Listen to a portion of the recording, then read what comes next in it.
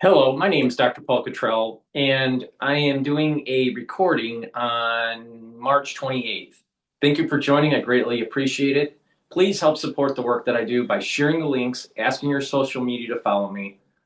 You can follow me on YouTube, Brighteon, Bitchute, and Rumble, Substack, TikTok, Buy Me a Coffee, on my website, the-studio-reykjavik.com, GETTR, and X.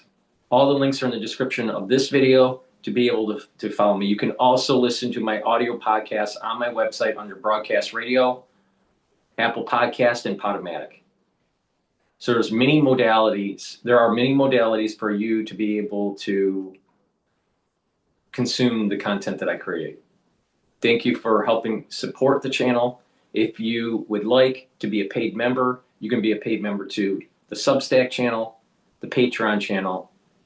You can also donate on my website, the-studio-reykjavik.com. You can donate through Stripe, PayPal, or Buy Me a Coffee.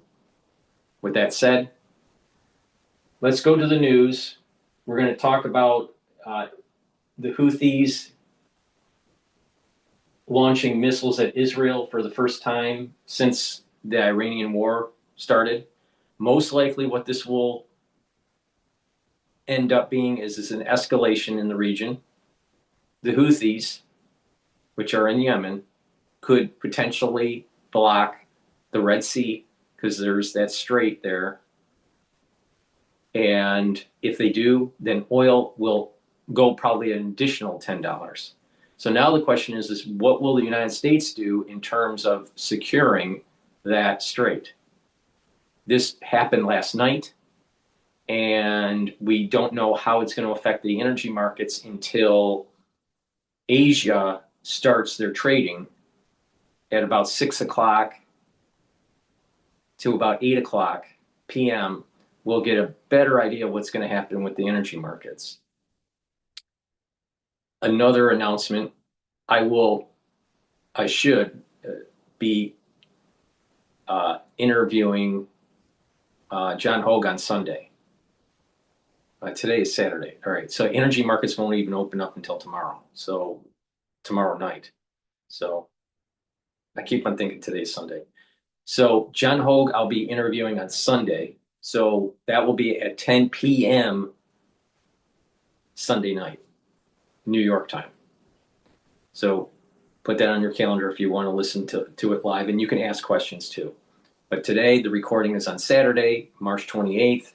And we won't know the effects of this news until Sunday night, U.S. time, when the energy markets open up in Asia. All right, with that, let's play BBC News. Movement in Yemen has attacked Israel for the first time since the start of the war on Iran. The Israeli military said that the missile had triggered sirens in and around the southern city of Beersheba, but there were no reports of casualties after the missile was intercepted. The group, which is backed by Tehran, had said that it would enter the conflict if attacks against Iran continued. Our correspondent James Waterhouse has the latest from Jerusalem. Well, the Israelis are saying they've detected the first missile launched by Houthi rebels south of here from Yemen. The Houthis are a proxy force of Iran. They're an ally of Iran, and they have threatened to get involved in this war if Israel, alongside the US, keep hitting sites in Iran. Now, typically, I mean, this missile detected, we understand, was intercepted. Typically, missiles launched from Yemen don't cause the Israelis too many problems, but what they have done in the past is target commercial ships in the Red Sea, which is also a vital shipping lane where oil and gas is transported, among other things. And so if that was to happen, that would worsen an already pretty desperate situation when it comes to global trade.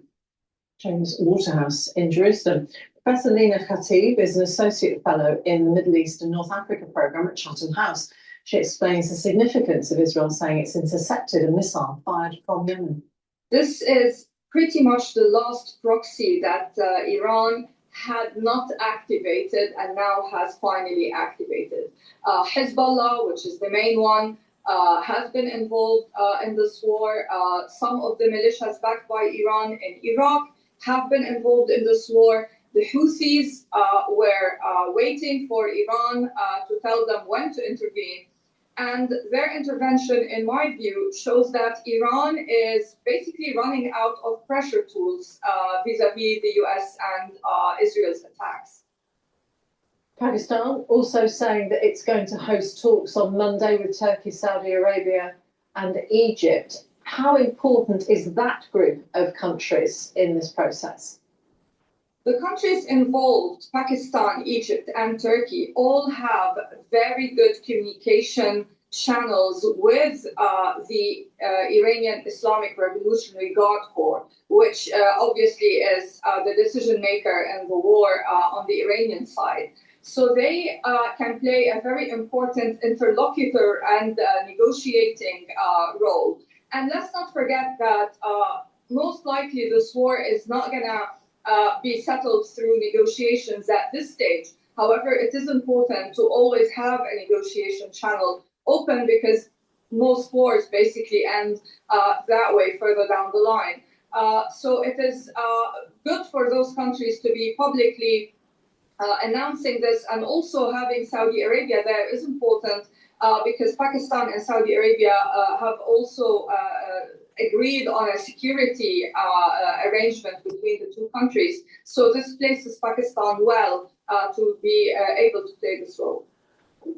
What are you seeing in terms of potential new alignments that are not solely centred on the US relationship with the Middle East, but I'm thinking particularly about this deal of defence deal between Saudi Arabia and Ukraine?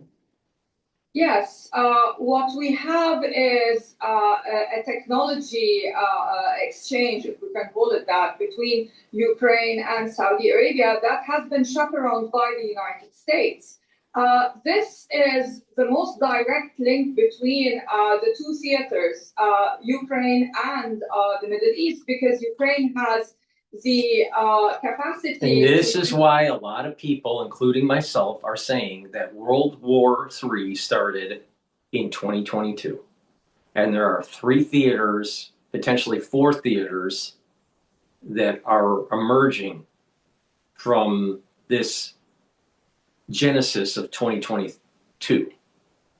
And that is, you have the European theater, you have the Middle Eastern theater, you have the Asian theater, and the South American theater.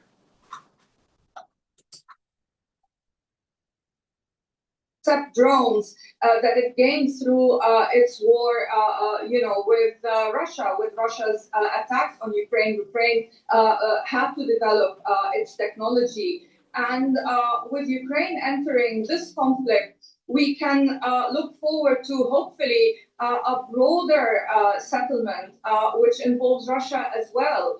I think we are seeing more and more countries come to be more aligned with the United States, and Russia, although many had expected it to perhaps jump to the rescue of Iran, has not actually done so because it does not want to antagonize the US. And the US is now bringing Ukraine into the picture, and the next move will be Russia's. And I expect that there's likely going to be an accommodation on part of Russia vis-a-vis the Ukrainian conflict. Professor Lina Khatib from Chatham House. Fighting has continued across the region overnight. People in the Iranian capital, Tehran, say there have been more heavy airstrikes after Israel announced it was carrying out fresh attacks.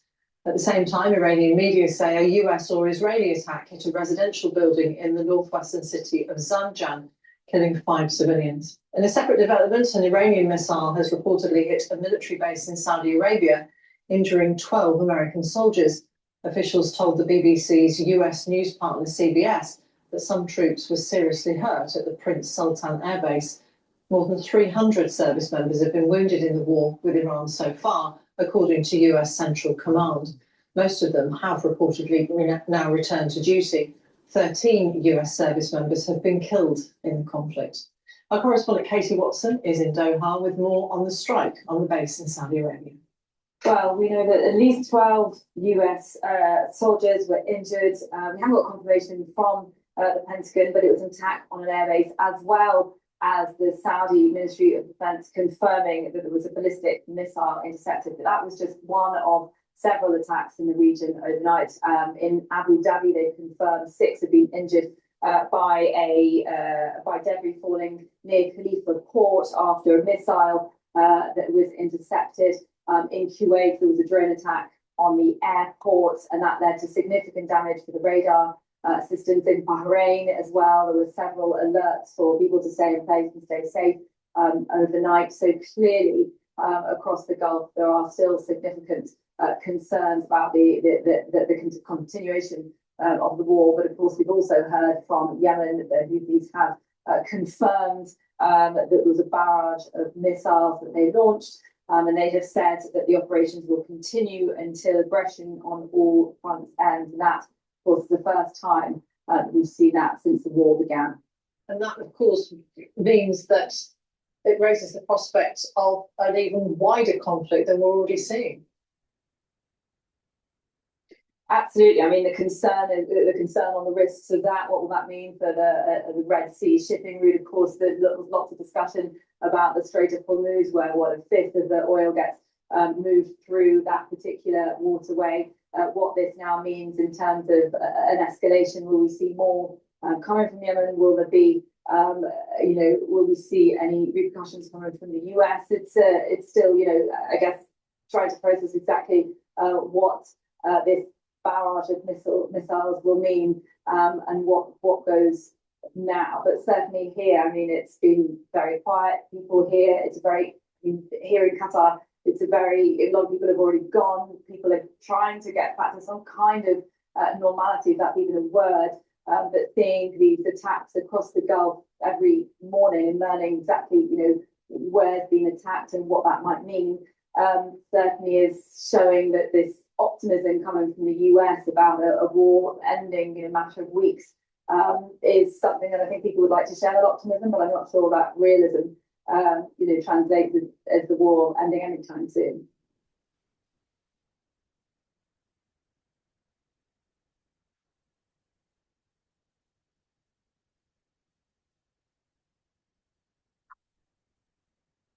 Why spend hours on complex video platforms? With the upgraded Canva video editor, we've made it easy to edit your soon-to-be viral videos. Meanwhile, U.S. Secretary of State Marco Rubio. All right, what I want to do now is go to CNN, retired generals, break down Iran war strategy after week 4. But before we do that, please go to my store, the-studio-reykjavik.com, and get the gels. I have structural nanosilver gels that will help to neutralize, help to improve the health of your skin as a daily skincare. Also, if you're not feeling well because of the cold season, or someone around you is not feeling well because of the cold season, you can apply this on your hands, around your mouth, around your eyes, around your ears, around your nose, lightly coat your nostrils. They'll stay active and neutralize for 5.5 hours. They're very high quality. If you have a cut, an abrasion, or a minor burn, you can also apply it to the wound, and it will help to heal it about 1/3 of the time quicker. So please go to my store, the-studio-reykjavik.com, and get the structural nanosilver gels. They help to neutralize. Also, I have structural nanosilver toothpaste. Get a few tubes for your household. It has structural nanosilver. It'll help to neutralize, whiten your teeth, freshen your breath, help with the gum line health, reduce inflammation at the gum line, and neutralize, improve your oral hygiene. And when you improve your oral hygiene, you're helping your cardiovascular health and your valvular health. So it's really important to take this, use this every day. And if you're in the cold season, it's really important to use this because it's neutralizing. It has a structural nanosilver. So please go to my store, the-studio-reykjavik.com, and get the best toothpaste that you can purchase. And structural nanosilver soaps. These will help with your pores and help to neutralize. I have in stock peppermint and also lemongrass. So get a few bars for your household and get the structural nanosilver. Great products that I offer. Use discount 5, all caps, discount 5. You get $5 off. Go to my store, the-studio-reykjavik.com.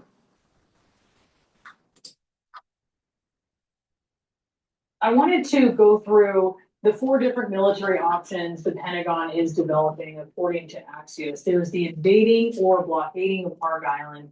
There's the invading Larak, an island that helps Iran solidify control of the strait, seizing the strategic island of Abu Musa and two smaller islands that are near the western entrance to the strait, and blocking or seizing ships exporting Iranian oil on the eastern side of the strait. How are you viewing those options?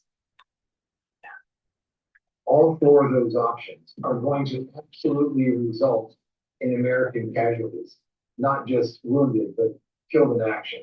Why do I say that? Anytime you put military on the ground at a fixed location, remember that Iran could absolutely strike any facility anywhere in the Middle East. And so the idea that it is degraded, their capabilities are degraded, is true. They still have substantial capability, as was mentioned by the previous reporter in Tel Aviv. So let's not mince words here. This would be an escalation of occupying Iranian soil, and it will result in the lives of Americans being lost, and of course, the sorrow that will be experienced by American military families as well.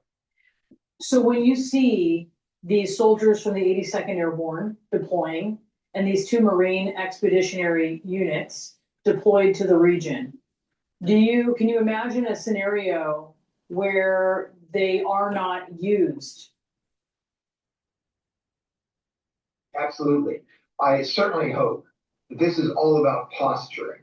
And I understand that because that happens through history so many times, is that you pre-position forces and you have the sense to be able to not exercise them. It's also something where, let's just say that if there were 6,500, 7,500 soldiers and Marines, that's a drop in the bucket. Whenever we went into Iraq, we had nearly 200,000. So this is completely absurd to think that a small number of airborne, which are very, very lightly armed, airborne soldiers, as well as, of course, Marines, could do anything other than, yes, they could take an island, but they will be absolutely targets. I was actually in the 82nd Airborne myself as a company commander a long time ago, back in 1979 when the Shah fell. We were on alert to go into Tehran to be able to seize the airport. Cooler heads prevailed, and they called off the mission because they knew that an airborne brigade dropping into the middle of tens of thousands of armed military, we would not have survived. That's really, really fascinating and puts that into perspective. Allies of the U.S. in the Gulf are urging the administration against putting boots on the ground to occupy Park Island or to remove Iran's enriched uranium. That's what a senior Gulf official is telling CNN. They are worried that this would prolong the war, that it would result in casualties and high casualties, as you are pointing out here, and also that it would trigger Iran to retaliate against those countries there in the region, against their infrastructure, which is so key, the long-term effects of that. How much do you think that should factor in to what the U.S. is considering here? It will absolutely result. Absolutely. I'm not a betting man, but this is a 100% certain bet that if we occupy any of those, Iran will attack our allies in the region. And they will probably start to attack power plants. And as I've said before on various outlets, here's the problem with what CNN did. CNN looked for a retired major general to say something negative about Trump's operation in the Middle East. Find someone that will say something negative. What's the alternative, Major General? Let Iran end up having weapons of mass destruction? And then our optionality is radically diminished? No. You got to get engaged in this and kill them. Get rid of the IRGC and get rid of the theocratic regime. That is the answer. Now, does that mean that there's going to be casualties? Yeah, there's going to be casualties on our side. There's going to be collateral damage. There's going to be infrastructure that's going to be destroyed. But the thing is it's a lot better to do it now than to have to do it later. So what CNN did was they found a major general that's retired to say something bad about Trump.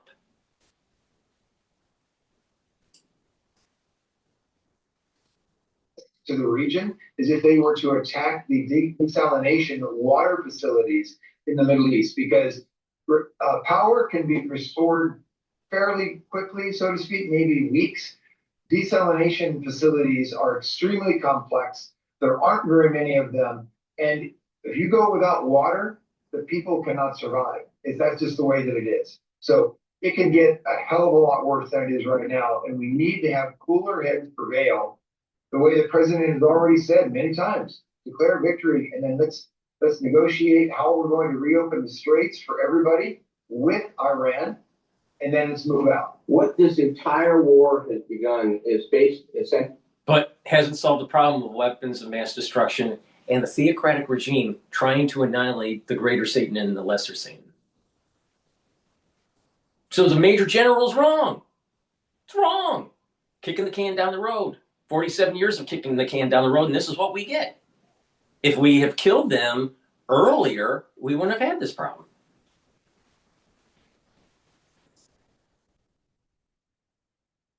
On a miscalculation of the will to fight of the Iranian people. These people are being run, the IRGC is being run, they're essentially religious fanatics, okay? They're not fighting for Iran. They're fighting for Allah. They're fighting for Islam. Right. And that's a profound difference. And 200,000 committed fanatics are very, very difficult. And they are not going to be swayed by any kind of invasion, any kind of attack, any kind of shutdown. So this is a brigadier general, retired. Brigadier general, retired. I haven't seen this video, but it seems like he's moving towards, well, because they're so fanatical, there's nothing that you can do. Let's see if he says that we have to go all in and destroy them. We have to win. Or is he going to just say, they're so fanatical, we have to put our tail between our legs and just run away? Because if we do that, we lost. They'll be emboldened. And the theocratic regime is going to use weapons of mass destruction. And I'm very concerned about biological weapons. More so than the nuclear, because the barriers of entry is a lot lower.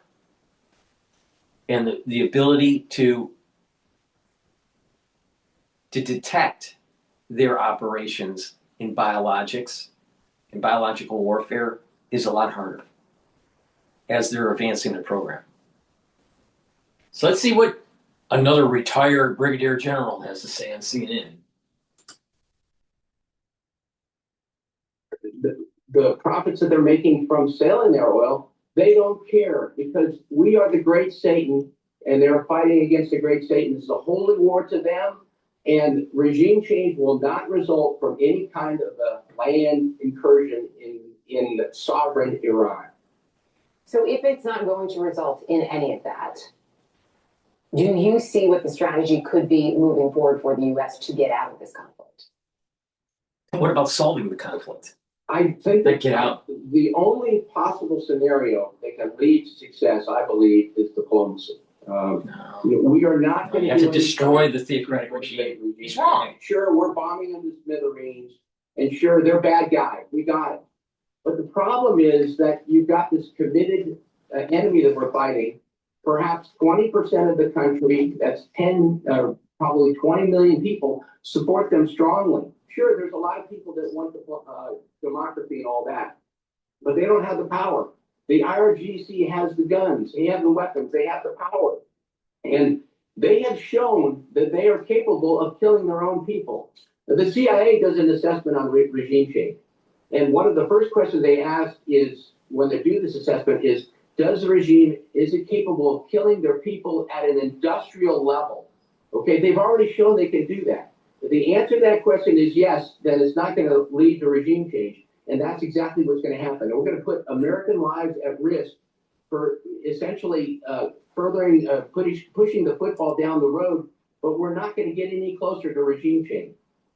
based on what you have laid out, right, and your assessment of the IRGC, for example, the fact that the head of the IRGC's Navy, we learned yesterday, was killed. What is the impact, right, of that particular leader being taken out on the IRGC Navy, specifically because he was basically in charge, right, of this push to close the Strait of Hormuz and control it? If he's gone, does it actually change anything?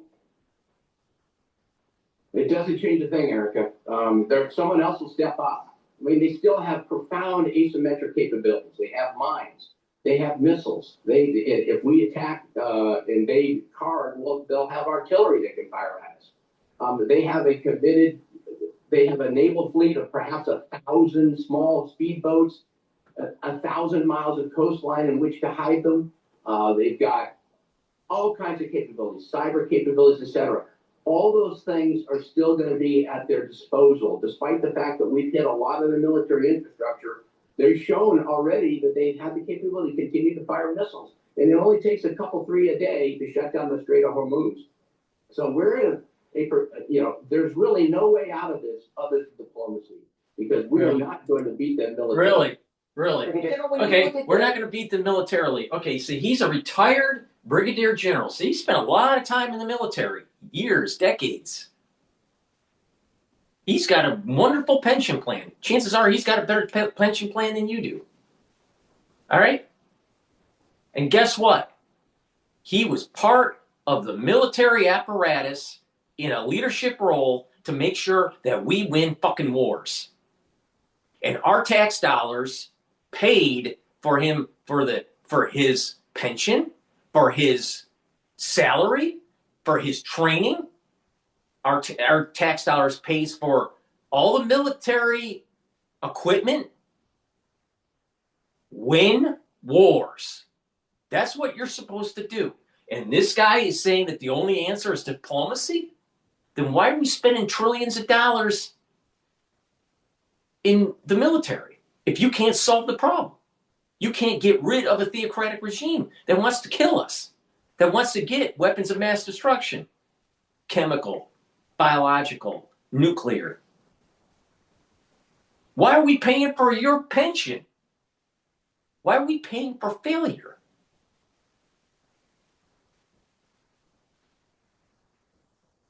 Please go to my store, the-studio-reykjavik.com, and get the heirloom barley. This will help to detoxify your body, help to soak up free radicals and bring down inflammation. You'll be able to recover quicker after a workout. This will help with your cardiovascular health, your brain function, your immune system.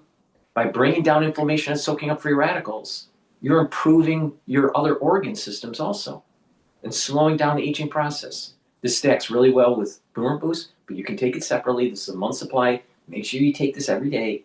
It's important to detoxify your body, bring down inflammation, soak up free radicals. This will also help with joint pain and joint health, because by reducing that inflammation, you're allowing the joint to heal.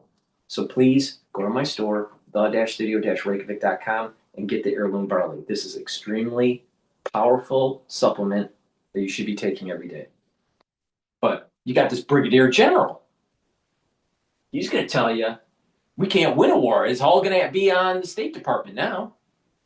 But please make sure that you send your tax-paying dollars to his pension, where he did not pass on the torch to other military leaders to make sure that we win wars. But he wants that pension. He wants that pension. We are rewarding these generals for failure. Participation medals. They failed. Please go to my store, the-studio-reykjavik.com. The link's in the description of this video. And make sure you get the heirloom barley. Because guess what? You're going to be recovering quicker after your workout, so you can build up muscle, so you can fight the big bad wolf in the Middle East, aka Iran. Because this guy, Brigadier General, retired, is collecting a pension for failure.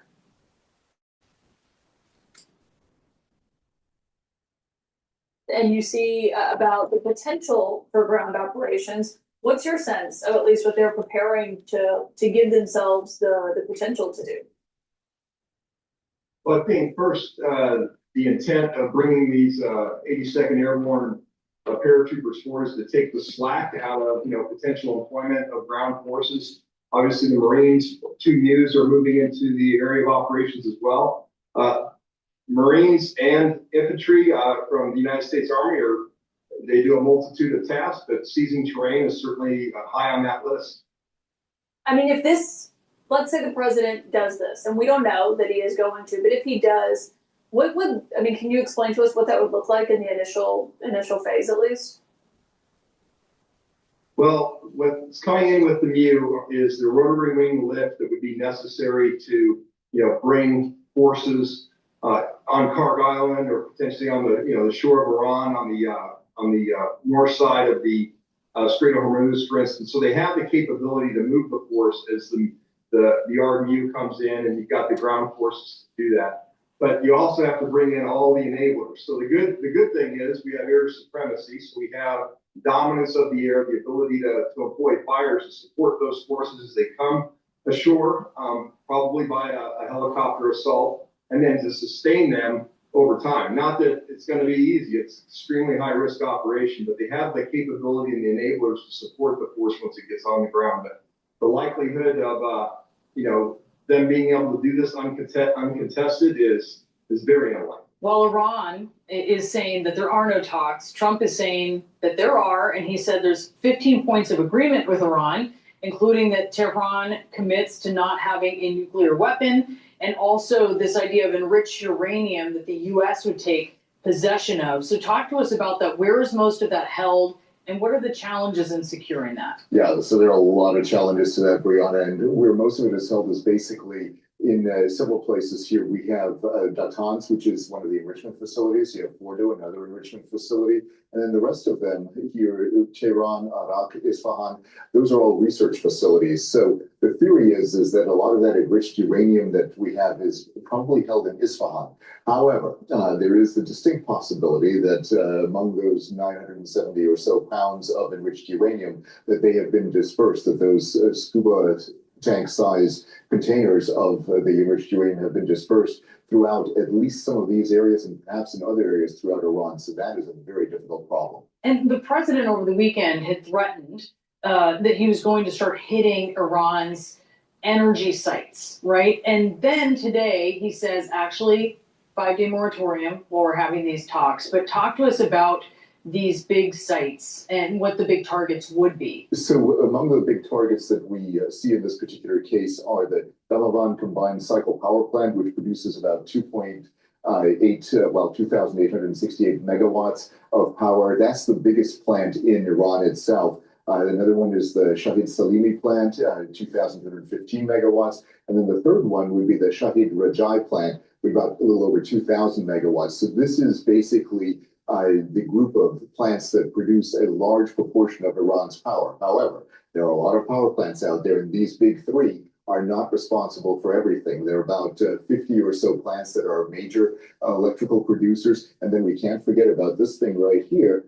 This is the Bushehr nuclear plant, which is right in this area right here. So that would be another place that if that were attacked, that would be a very dangerous thing for the rest of the Gulf and certainly for Iran itself. And you can see this cycle happening if this starts to go, right? Because the IRGC has threatened that they would retaliate, specifically when it comes to Israel and also other regional countries and sites where the U.S. has a stake. Talk to us about that. Yeah, so this is what we've seen so far. So when you look at this, and this is a mix of strikes against Iran, as well as Iran strikes against Israel and the Gulf countries. So this is quite numerous. The concentration of strikes has so far been in the western part of Iran, the southern part of Iran, and of course around the capital, Tehran, right here. What would have to happen in a case like this is you would have to see a whole bunch of other strikes, potentially in this area right here on the Strait of Hormuz, because in this particular case, that is, of course, what is of greatest interest from an economic perspective. 20% of the oil flowing through this area, this is the area that would get a lot of attention if we were to restrike things. Plus, you have the command and control elements in all of these areas, but the real key to all of this is not only what they can do in terms of getting commerce through, but also in terms of getting rid of the missiles, getting rid of the missile launch sites. And a lot of those are right in this particular area right here. There's Trump's insistence that the United States has won the war. Then there's the deployment of the 82nd Airborne. Is it all but certain that these troops will see combat, or is this symbolic in nature? I certainly hope that it is symbolic and that it is posturing by the president. Sending in a airborne brigade, which is extremely lightly armed, and announcing it in advance is not something you should be doing. Even for deterrence? Even for deterrence. I was actually in the 82nd when the Shah fell in 1979. I was a company commander. And quite frankly, even though we were alone and unafraid, we knew that it was going to be a very difficult mission to actually capture the Tehran airport. And those airborne, that airborne brigade, this is not the proper use of them. This is how lightly they're armored. Based on your experience, I'm curious, because this regime has remained pretty bullish. They don't seem to be shying away from the prospect, at least outwardly and vocally, of the possibility of ground troops in Iran. Why is it that the president will go down that route given that? Is Iran just posturing? It's probably both sides are posturing. I think it's very important that those Marines that are already outside of the straits, they could be used hopefully to reinforce after hostilities end, reinforce the American bases. They could be there to restore order to the consulates and the embassies, which is their primary mission. I would certainly hope that they are not going to be used for any kind of a boots on the ground situation, because they will be a huge target by the Iranians. Peter, the president says Iran has agreed to no nuclear weapons. Is that plausible? I mean, it has to be. Iran agreed to that in 2015 with the Obama nuclear. We cannot let the Iranians have nuclear weapons, but we can't have them to have chemical weapons either. Amazing. Not to enrich about 3.5%. Well, you need 90% for a nuclear weapon. It was Trump that pulled out of that deal. It's very ironic that the deal that he's hoping to get is basically the deal he pulled out of in 2018. It's very close to the deal that Steve Witkoff and Jared Kushner were negotiating on February 27th, the day before we went to war against Iran. So given that, what would they actually need for that to be plausible to abandon nuclear ambitions? Well, I mean, you have to have inspectors. You have to only enrich to, let's say, 3.5% or 1.5%. You can debate about the percentages, but I mean, there's a big difference between 1.5% and 90%, and that is something that inspectors can inspect, and that's something that they were basically. The problem is they're at 60% already. I mean, Iran needs to fall. I mean, it just needs to fall. We have to win. We have to win. And so you have this other general, major general that that was airborne back in the day. Whoa. They're not designed to do that. We can't take airports, and we can't do. They used airborne during D-Day. I mean, I am so tired of these people asking for our tax-paying dollars for new weapons, training, all this stuff, and to support their pensions, only for them to get on CNN and say that they can't do the job. I mean, what the hell? Why are we spending all this money then? Either do the job, get it done, or you don't get the money. It's that simple.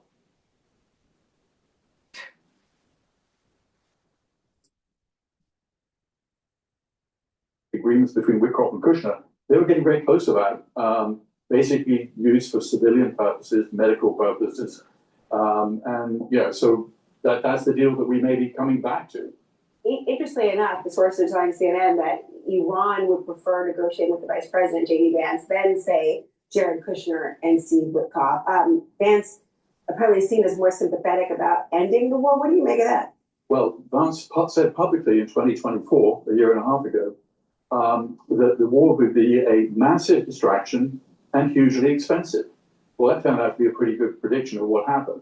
So you know, I mean, and obviously he has presidential ambitions. He knows that, you know, I mean, it's a kind of tough one for him, you know, maybe to accept this poison chalice because it, you know, it may not get solved very quickly. But clearly he's seen as more sympathetic. You know, Jared Kushner is well known. Netanyahu is a friend of the Kushner family, slept at the Kushner family residence back when he was visiting the United States. And so, you know, that history is well known. They see J.D. Vance as something who might be more sympathetic to that cause. General, while the president continues to claim that there is victory, that the former Secretary of Defense, General Jim Mattis, who warns this, Iran right now, if we declared victory, they would now say they own the strait. You'd see a tax for every ship that goes through. We're in a tough spot. I can't identify a lot of options. Can you? Right. And not only that, UAE and Saudi Arabia said it is unacceptable for Iran to be taxing the strait. We have to win here. We have to win. We don't have a choice. We have to win.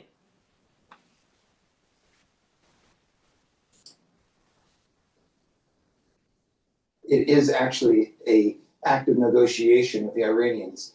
The Iranians can keep that strait closed at any time. It's something where they have the capability by missiles or drones to strike any ship that passes through there from anywhere in Iran.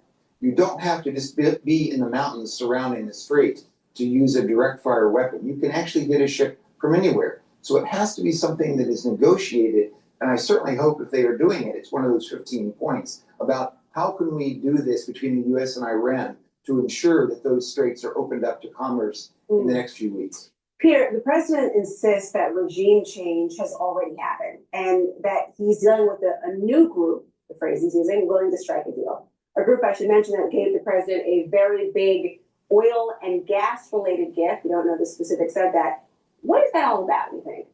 The gift, I mean, who the hell knows? It sounds like a bad tease for The Apprentice or something. It doesn't, you know, it doesn't mean anything. I mean, if the gift is that the Iranians basically control the strait, as the general points out, more or less at will, and that they can charge $2 million for every ship that goes through, which an Iranian parliamentarian just said is going to be the cost of entry. Well, doing some rough math, that's about $1 billion a week. That's a pretty big dollar gift to the Iranians from the rest of the world. So, you know, one thing I think it's worth pointing out, the new generation are all people who fought at the end of the Iran-Iraq war, which we, you know, sort of a trivial pursuit question in the United States at this point. But for these people, this is the main experience of their sort of teenage and early 20s life.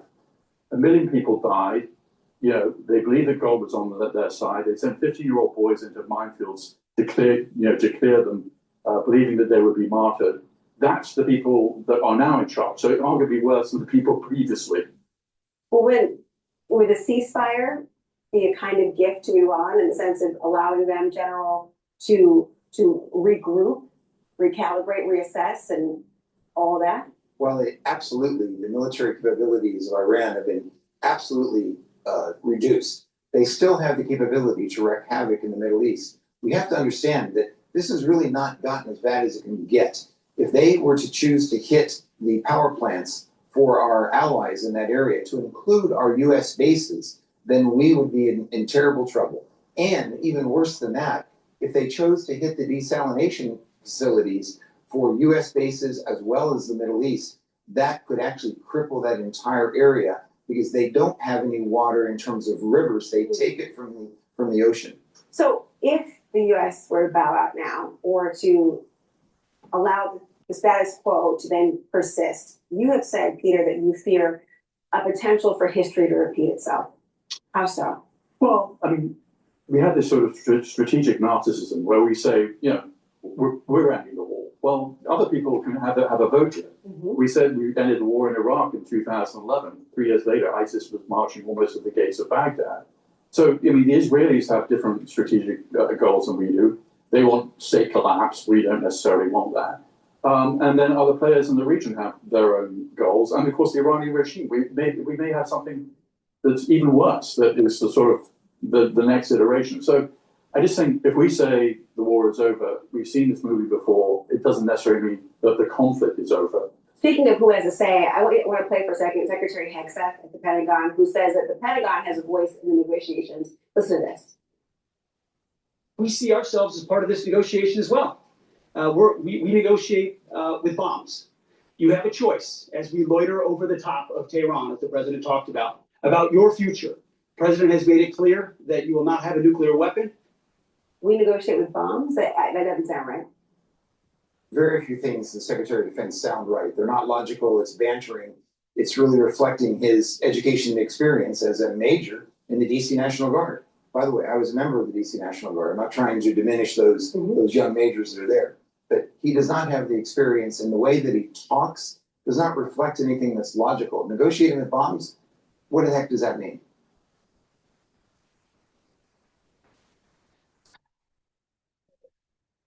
Please go to my store, the-studio-reykjavik.com, and get the structural nano silver drops. You can get it in cherry flavor, honey and lemon, and also in blueberry.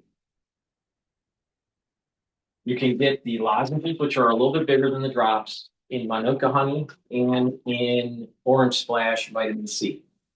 Get a few bags for your household. The moment you have that throat irritation during the cold season or the allergy season, it's really important to take right away. Mitigate that problem. And because it has structural nanosilver, it's going to help to neutralize. Super important.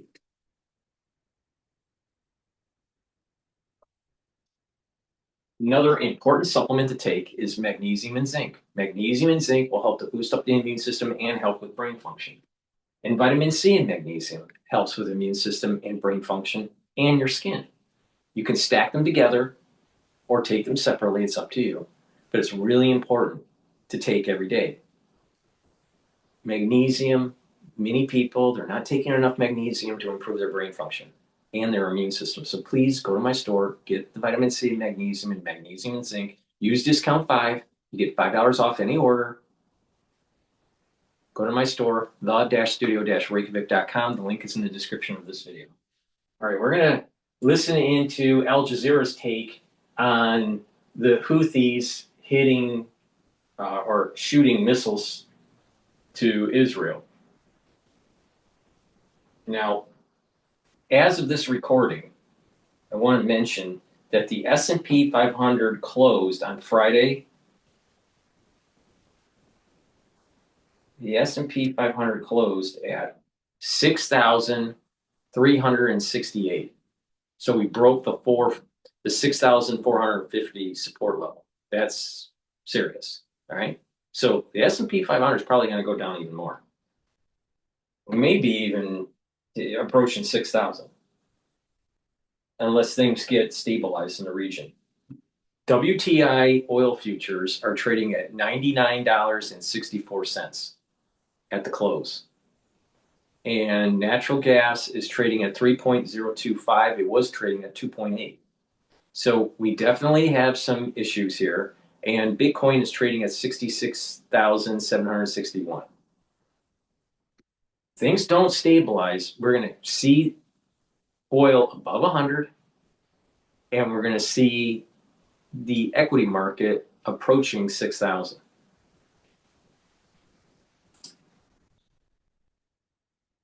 Leo says the war with Iran could end within weeks without the need for ground troops.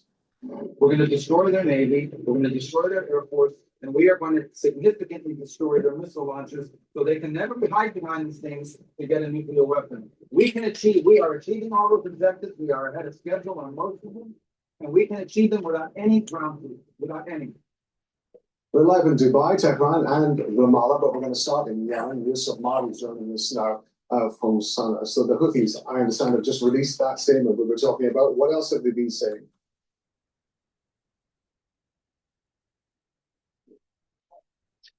Well, I spoke with a military expert who tells me that the Ansarullah Houthis' position in this war will consist of 3 phases. The first phase is to launch continuous attacks against Israeli military positions until Israel stops its military role in the attacks against Iran. That's the first phase. The second phase will consist of imposing a naval blockade on all Israeli-linked ships attempting to cross Bab el-Mandeb. And as you know, all imported goods into the port of Eilat goes through Bab el-Mandeb. In fact, 30% of Israel's trade and all imported goods cross Bab el-Mandeb and cross through to the Red Sea.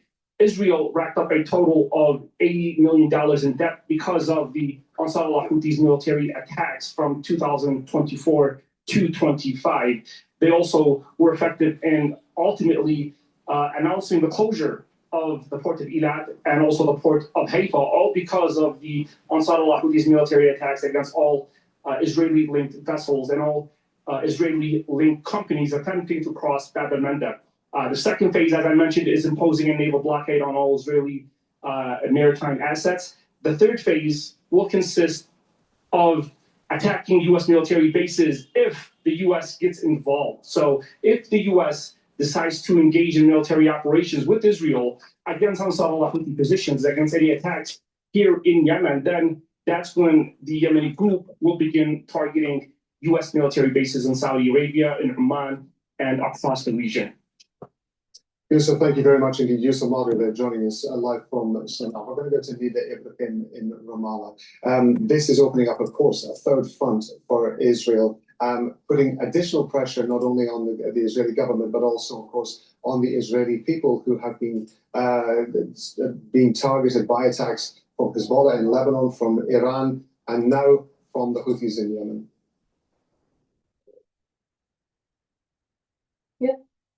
With the help of zero accounting software, I've got the right information at my fingertips. So now I can take my business anywhere. Zero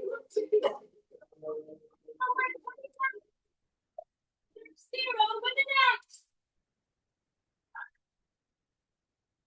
This is an ad for Nintendo.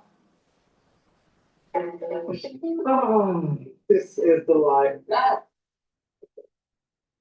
Yes, indeed. And these attacks from Iran and Hezbollah, for example, just since last night until this morning, have kept Israelis going to shelters at least 18 times as these ballistic missiles as well as drones were coming into different parts of Israel as a result of continuing Hezbollah and Iran pressure on Israelis. Now, another front. Yes, the Israeli army wants to show that it can and had intercepted the missile coming in from the Houthis fired into southern Israel. But at the same time, it's a public concern that needs to be addressed, specifically that we've been seeing how some interceptions fail, how some cluster munitions are able to cause a lot of damage, how sometimes the detection of these missiles becomes a bit late, so the Israelis do not have enough time to go to shelters and fortified places. That could also lead to casualties. At the same time, Israel wants to show this is important. This is important to really think about because of the Houthis firing missiles towards Israel, because Israel's fighting Hezbollah in Lebanon. The Houthis could control the Strait of Bab al-Mandab Strait. That's at the neck of the Red Sea. So you have the Strait of Hormuz and the Strait of Bab al-Mandab. That potentially both of those could be closed. Well, the oil that's being diverted through Saudi Arabia and going into the Red Sea, that could be choke pointed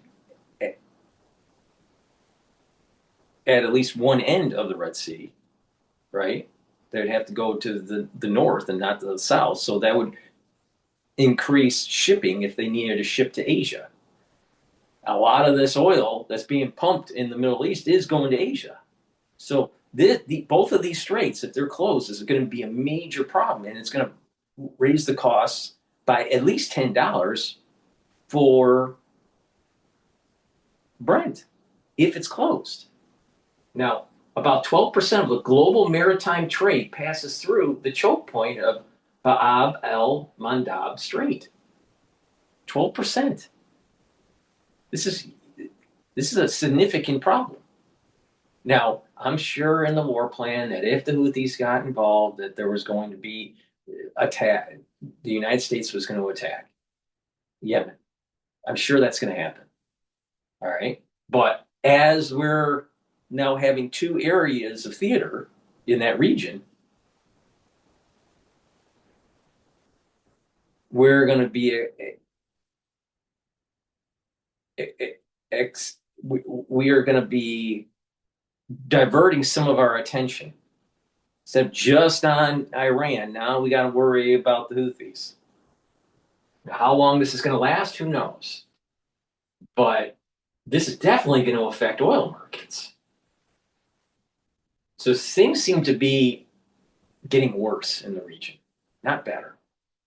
Getting worse. And we don't know if the airborne or the Marines are going towards the islands.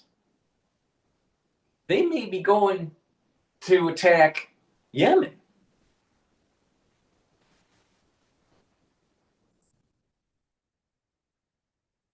Now it's a third front being added to the war. And if you talk to Israeli military officials, Israeli government officials, you would see that behind closed doors, they are interested in maintaining the pressure on Iran. As we've been reporting in the past few days, Israel has backtracked publicly on its remarks on the ability to crack and to topple the Iranian regime as a result of the continued attacks. But deep down, they want to keep attacking Iran. And any de-escalation does not serve these Israeli goals. They want to attack not just the regime, but as we've seen, also facilities inside Iran that belong to the state. They want to also hit strategic areas that could potentially drive the population to a popular revolt after the war ends. This is the key word that we've been hearing from many officials in the past few days. After the war, meaning that they are betting and hoping that they could continue with their maximum pressure on the regime, on the Iranian facilities, on the strategic assets of. Okay, we seem to have lost our sound there from Nida in Ramallah. We're going to go to Tokyo Asadi, who's in Tehran for us. Tokyo, has there been any response from Iran to the statement that we've heard from the Houthis in Yemen? Well, actually, so far, there's no official response from Tehran in that regard, but we can say with a considerable amount of certainty that the move is going to be welcomed here in Tehran. But speaking of the context, we have to keep in mind that over the past months and years, we hear from Tehran that they're saying that Houthis in Yemen are our close allies, but the system of decision-making and the courses of action that they take are quite independent, and they're doing their own decisions, they're doing their own actions in that regard. But it's still, speaking of the geopolitical context, of course, Iran is going to interpret it as a very significant development. Previously, a couple of weeks ago, I may say that we've got an official source telling Al Jazeera that there is a possibility for closure of another strategically important choke point without giving a name about which choke point that would be. But right now, after the leverage that Iran tries to practice when it comes to closure of the Strait of Hormuz to the adversaries, according to what we hear from Iranians, now there is another choke point, I would say second most important choke point in the region when it comes to oil and when it comes to energy markets and when it comes to, in a broader context, the global economy. And if that's the case, I mean, if Houthis end up in the closure of Bab el-Mandab, obviously there is going to be another leverage for Iran and its allies to be practiced in the middle of this ongoing airstrikes that Iran is facing. And on that, I would say we have been witnessing the continuation of these airstrikes over the few hours in the country. So, I'm going to come back to you in a moment, but I want to bring in Zain Basrawi, our correspondent, who's in Dubai for us. What does this involvement by the Houthis mean for Gulf states, which have been on the sidelines of this? Well, this is yet another example of what many Gulf states have been warning about since well before this war began, that the longer it goes on, once it begins, the longer it goes on, it will only become more expansive and more complex. And the Gulf states have gone up against the Houthis before, and this will certainly be something that will be raising the alarm. In 2014, Yemen's civil war began in 2015, The Saudi-led U.S. and Western-backed intervention into Yemen saw them embroiled in the civil war, in a fight they did not have to get into that lasted for years and cost Saudi Arabia, the UAE, a lot in terms of blood and treasure. They extricated themselves from that, but not without it exacting a cost. And the Houthis, a much weaker force, went up against a coalition of 8 or more, backed by the US, backed by the UK, backed by every major weapons manufacturer in the world. Airstrikes happening constantly.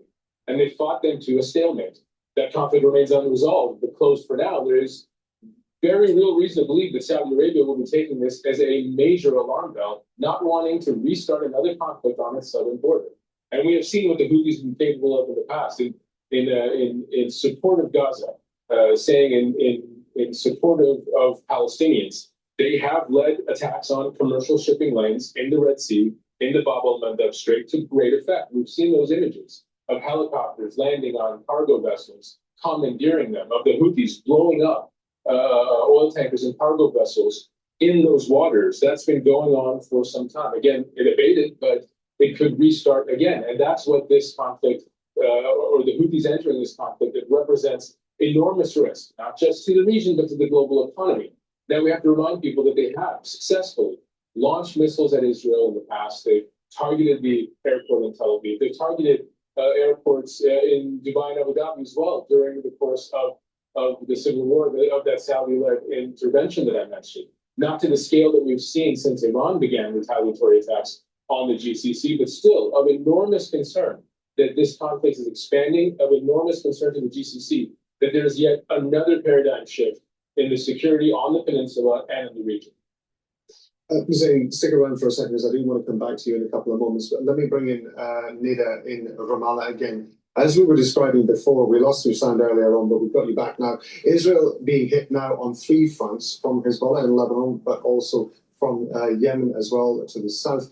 But also, of course, Israel still being hit by retaliatory strikes from Iran. What's been happening there? Well, the Iranian-fired missiles have killed 1 person late on Friday as a result of these cluster munitions that continue to worry and disturb Israelis, as the ability to intercept them remains limited as they splinter across and go into areas that sometimes are far 1 kilometer or a few kilometers away from the initial site. That is adding strain on the Israeli aerial defense systems. And now with the Houthis entering the war, that could also add an additional strain on the war. Of course, this is when we're talking about the public and the way they're dealing with this war. But when we talk to Israeli military officials, when we hear what they've been saying to US officials or to Israeli media behind closed doors, they continue to endorse the war. They want to create a situation where there is an escalation to kind of sabotage what the US president has been talking about, which is an attempt to reach a deal with Iran to head towards a de-escalation. And I'm reading now, just in the past few minutes, some analysis by Israeli media who say that maybe the attack now and the decision for Yemen's Houthi group to join the war is as a result of the Israeli escalation to attack nuclear facilities inside Iran, which has been seen as an escalation despite the US attempts to de-escalate specifically in that region. When we talk about the US president extending the ban on, or the fact that the US decided not to hit any nuclear facilities or power plants inside Iran. So that is seen in Israel as a retaliation by Al Houthi group in an attempt to support the Iranian position and also put more pressure on the Americans and remind them of Bab el-Mandeb Strait, the fact that this could disrupt even more shipment coming into the region, specifically when it comes to Israel, but also when it comes to air flight carriers as well. So all of that is being weighed in Israel as another escalation. But again, as we've been saying, Israel does not hide that it's intending to continue striking Iran, and any escalation in the region serves that goal. Nida Ibrahim there in Ramallah. Nida, thank you very much indeed.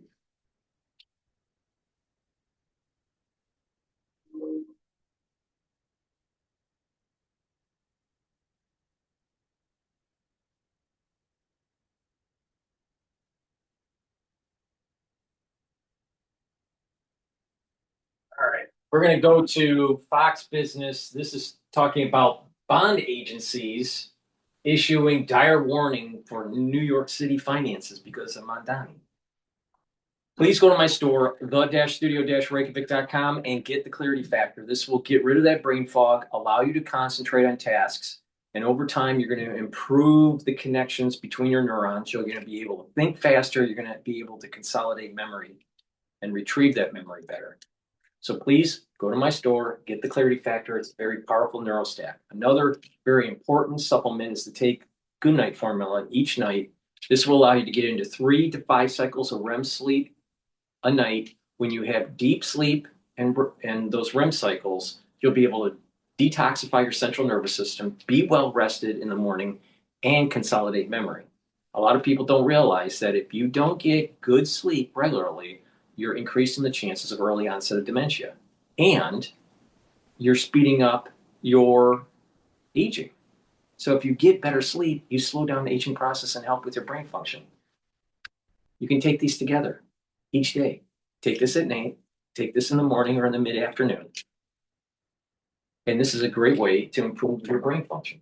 Another supplement that's really important for your overall health is taking a good probiotic. You can get the VeggieCap version or the powdered version from my store, the-studio-reykjavik.com. By taking a good probiotic, you're going to bring down inflammation at the gut level, improve your immune system at the gut level, improve your metabolism. You're going to be able to absorb your nutrients better. If you have a better gut, you're going to reduce allergies, because when you have leaky gut syndrome, allergies increase. In addition, when you have a better communication between your gut and your brain, and your gut and your liver, your body will perform better. You'll have better sleep. A lot of people don't realize your gut health actually affects your sleep. So please go to my store, the-studio-reykjavik.com, and get the probiotics. And a good gut health will also improve your skin. Make sure you use discount 5 on any order, all caps, discount, and the number 5. The link is in the description of this video. Go to my store, the-studio-reykjavik.com.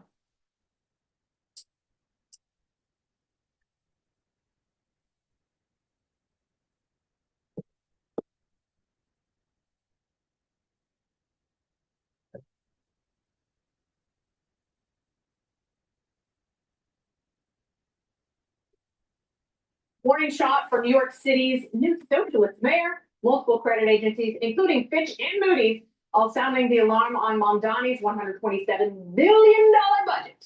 Not a downgrade, not quite yet, but a very clear warning. Keep going down this road, and it's coming. His budget calls for raiding the city's rainy day fund and other savings over the next 2 years to pay for billions in new spending. Now think about this. Taylor, tell me about Now think about this. You go and raid the rainy day fund when there's a rainy day. That's like during a major crisis like what we had in 9/11, or the financial crisis that we had, or a major recession. That's when you do it. But this is because of poor management. You don't raid the rainy day fund because of poor management, poor budgeting. New York City can't afford the social programs that Mamdani was promising. Everyone's been saying this. But the ultra liberals didn't pay attention. They thought they can get everything for free. And now, once you raid the rainy day fund, and it's gone, how are you going to replenish it? Your finances are terrible. In a relatively good time, just imagine when there's a major recession. We're not in a major recession right now. But when we do, and those funds are already depleted, what's the city going to do? This is Mamdani, Napoleon the Pig from Animal Farm. The cost of Mamdani's agenda: affordable housing, $100 billion over 10 years, universal health care, $6 billion per year, free buses, $800 million per year, city-run Grocery stores, 60 million per year. Estimated first year total, $16.86 billion. Billion. The affordable housing is just 10 billion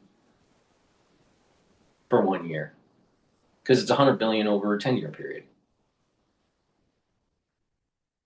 This guy is going to run New York into the ground. Napoleon the Pig.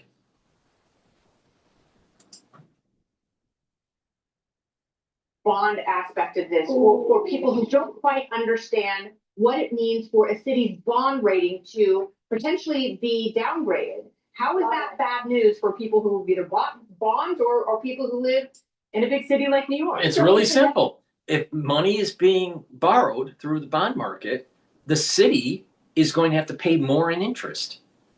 And they're already out of control with their spending, so they're going to have to tax more to be able to pay the higher interest rate.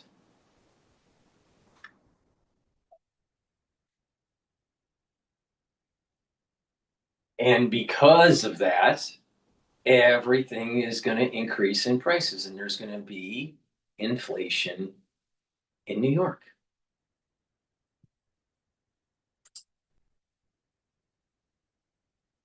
Cycle, right? Because if your bond if you get a downgrade, the bond rating goes down, then in theory, the cost of borrowing goes up because I'm looking at you and instead of having an 800 credit score, you now have a 7 or a 6 or a 500 credit score. So I'm going to say, you know what? I'm not going to lend you money at 2 or 3%. I'll lend you money, but you have to pay me 4 or 5 or 6% interest because I'm not confident that you're going to pay me back in full. Effectively, that's sort of what's happening here is they're thinking about doing a downgrade. And this is now the third in 10 days. I mean, this is shocking. So the interesting thing, Brian has tried to jump me in my pop quizzes. So I come with the pop quiz. The answer will probably be on the screen as well. What's fascinating is much of the city's financial pressures that you talked about are due to rising costs. From, I don't know, education to housing vouchers. What do you think the city PHEPS is? PHEPS. Yeah. Public housing. You're close. It's the City Fighting Homelessness and Eviction Prevention Supplement. Fine, I don't care, whatever, that's New York City. Here's the problem. That program is growing at 4% a month. Wow. Not a year, a month. Their projected total cost in the coming fiscal year, $2.6 billion. That's just one agency I happen to pluck out of thin air. They're not even fighting homelessness. They're leaving them on the street. The problem. It's growing at 4%. Not only not fighting homelessness, we are paying per unhoused person $81,000 a year in New York. And so a lot of people ask that question, well, does that go right to the homeless people? Like, that'd be a pretty sweet gig if a social worker just came up to you and gave you a check for 81 grand. But that is not the case, is it, Jackie? It is not the case. And he's just determined to drive this city into the ground. That's crazy. The bond aspect of this and the riskiness is a warning sign for everybody. But, you know, I was texting with someone yesterday who did not vote for Mamdani, but was, you know, just going on and on about like, woe is us living in the city. And I said, this is what he told you he was going to do. At least I can't sit here and say it was a bait and switch. He fooled us. He tricked us. He didn't. He told you he was going to do this and he was going to go after it. And now he is. So at least that part of me, bait and switch usually just like gets me a little more angry than I am about what's happening here right now. But I also have to believe, you know, cooler heads will prevail at some point. There's just not enough money to do it all. And Kathy Hochul begging the billionaires to come back. I have news for you, Kathy. They're not coming. Is she a cooler head though? No, she's not. You could be a cooler head. She has to have two heads right now because she's got one eye on the election that's coming up. She's running for re-election, and she's got another head looking at Mamdani because she was an early endorser. So she's literally fighting herself. Wow. A house divided against itself cannot stand, Kennedy. Well, she Shakespeare. cannot stand. Okay, so yes, I think we talked about this the other day. There's like for every 2 homeless people in New York, there's 1 person working on homelessness. We established that last week. Remember that? 2,000 people working in that department. There's 4,000 homeless. So that's how ineffective this city is. That like you can't solve it when you got half the number of people on the streets working on trying to solve this. Okay. Also, they're going to, the tax thing, I wanted to raise an issue that I didn't know about until today. Did you know that you can get fined for putting food in your garbage in New York City? For the compost now. I'm a big compost. Yeah. I love the brown You know what? Love the brown bin. I anticipated that there'd be a lot of composters on this set. Oh, no, I don't do it. Big fan. Well, some. I don't either. I didn't even know it was a law. Oh, Minnesota, you don't compost? I didn't even know. Well, we I thought you had your own personal compost bin. No, we clean up plates in Minnesota. There's nothing left to compost. But I did not know, and he's like, Mamdani is now back to enforcing this compost. Yeah. He's gonna, like, he may not raise your income taxes right away, but he's going to get you with 1,000 paper cuts. And it's going to start with your banana peel. If And you your throw it in the coffee garbage, they'll go after you. Like, they'll go after anybody. They're going to lower the speed limit to 2 miles per hour, and then they're going to take it charge anyone. Yeah, $17,000 per summons. So I know how they're going to solve their buying problem. They're going to tax the heck out of people who for the smallest little things, like not cleaning your plate, Tom. Yeah, until they're going up to tax. Okay, but you live in California, you're from the East Coast. Yeah. You have been to this opera many, many times. Yeah. Why are these leftists surprised by the results? When you tax people and disincentivize them, why are they surprised that they leave? Because they're insane. They keep on thinking that they're going to have a different result.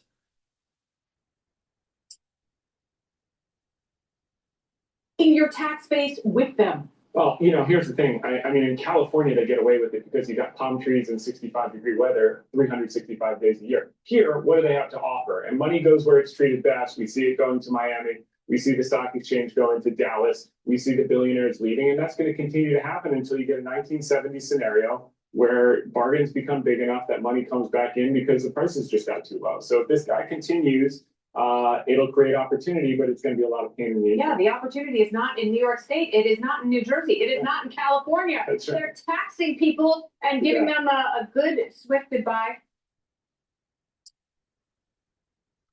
Manually copy pasting from PDFs to Excel. Please go to my store, the-studio-reykjavik.com, and get the ashwagandha root. This will help to control your cortisol levels and control your blood glucose levels. By doing that, you're improving your immune system and helping your cardiovascular system. You're bringing down inflammation. And not only are you helping with your immune system and your cardiovascular system, you're also helping with brain function because you're bringing down that stress that is surrounding those neurons. If you have high blood glucose levels, that's bad for your brain, all right? Because it's causing inflammation, but it's also, over time, causing poor blood flow to the brain. Elevated cortisol levels chronically destroy tissue, causes major problems. And elevated cortisol levels is going to do damage to the neural network that you have. So to improve your brain function, to improve your brain health, to improve your cardiovascular health, and to improve your immune system, take ashwagandha root. Now, you can stack it with ashwagandha root, the lignans. You can take them together or you can take them separately. It's up to you. Lignans will also help with the immune system and your endocrine system, your cardiovascular system, and brain function. It brings down inflammation and soaks up free radicals. There is a synergistic benefit with taking lignans and ashwagandha root and taking turmeric. So please go to my store, the-studio-reykjavik.com. Get the lignans, get the ashwagandha root, get the turmeric. Use discount 5 and save some money. Go to my store, the-studio-reykjavik.com. And vitamin D3. Vitamin D3 is super important to take every day. It's a gene expression cofactor, so your cells perform properly. It helps to get rid of cells that need to go into apoptosis if they're infected. Vitamin D3 also helps with cardiovascular health and helps with bone density. So please go to my store and get the vitamin D3. Crazy. Absolutely crazy. Let's listen into some more Mamdani. Earlier this week, John Catsimatidis sat with New York City's Mayor Mamdani for a closed-door meeting. Now, the two have not been particularly friendly. John Catsimatidis joins me now here on the set in New York. You don't care for his policies. Did you tell him that? Well, we have a lot of disagreements, and he knows that. The one good news, and I got to give some good news. The good news is he's a very smart guy. He went to Bronx Science High School. You need 150 IQ to get there, and he's 34 years old. How many mistakes did we make when we were 34 years old? Wait a minute, there's a difference between mistakes that I made when I was 34 years old and mistakes of policy that are ruining New York City. Absolutely correct. And you know what I'm praying for? That he's going to learn from the gray-haired people. He's an ideologue. He's a socialist. Let's hope he changes. He's already went backwards. He went backwards on two things already.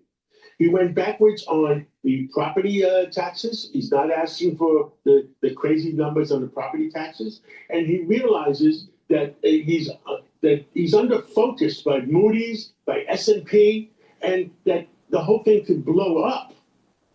And he's smart enough to realize. And we had a good discussion. And I was with President Trump yesterday, and this is a rich guy. No, and this guy it was very interesting.